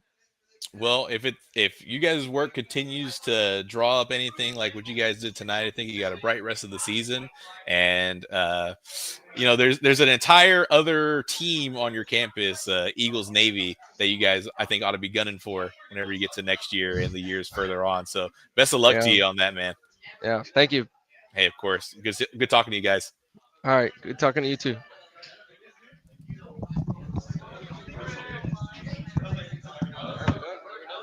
Are we done? Let me say sign off. I'll sign off everything. All right. All right. Hey, thank you very much for talking to my boys, man. That was a great game. Great time. Any final closing words? I think it was just great to see at the very beginning of the stream. Again, we kind of brought all of the horrible things that happened over the course of this game into existence because Rick opened up by saying, I don't really want it to go to game number 5. Sure enough, we ended up in game number 5 in a super stressful situation. But your guys really pulled through right there at the end. Every single one of them seems to really be a rock star and wants to get better, wants to work with their team in order to produce an outcome that they are really proud of. And that was really exciting to see in that game number 5 high stakes gameplay that we saw. Well, I'm very proud of them, and like I said before everything started, told a little story about the team, and I think they're a team of destiny. Every single one of them is there for a reason. They came back to Coach Allen somehow, some way. So I love to see them get their first legit win, and looking for some more. We're going to keep on making it happen. We're in the works, possibly get that stream for you on Tuesday with the Hebron versus Vanguard and some Overwatch action. I know we got some special people waiting on us at home. Honey, I'm coming. I'll be there soon. I'm going to be in a great mood. I will see you soon. Thank you very much, Lux, for doing your thing. And we'll do it again. Appreciate you. Texas A&M, Eagles, Texarkana, Screech, whatever. We're out. Thank you.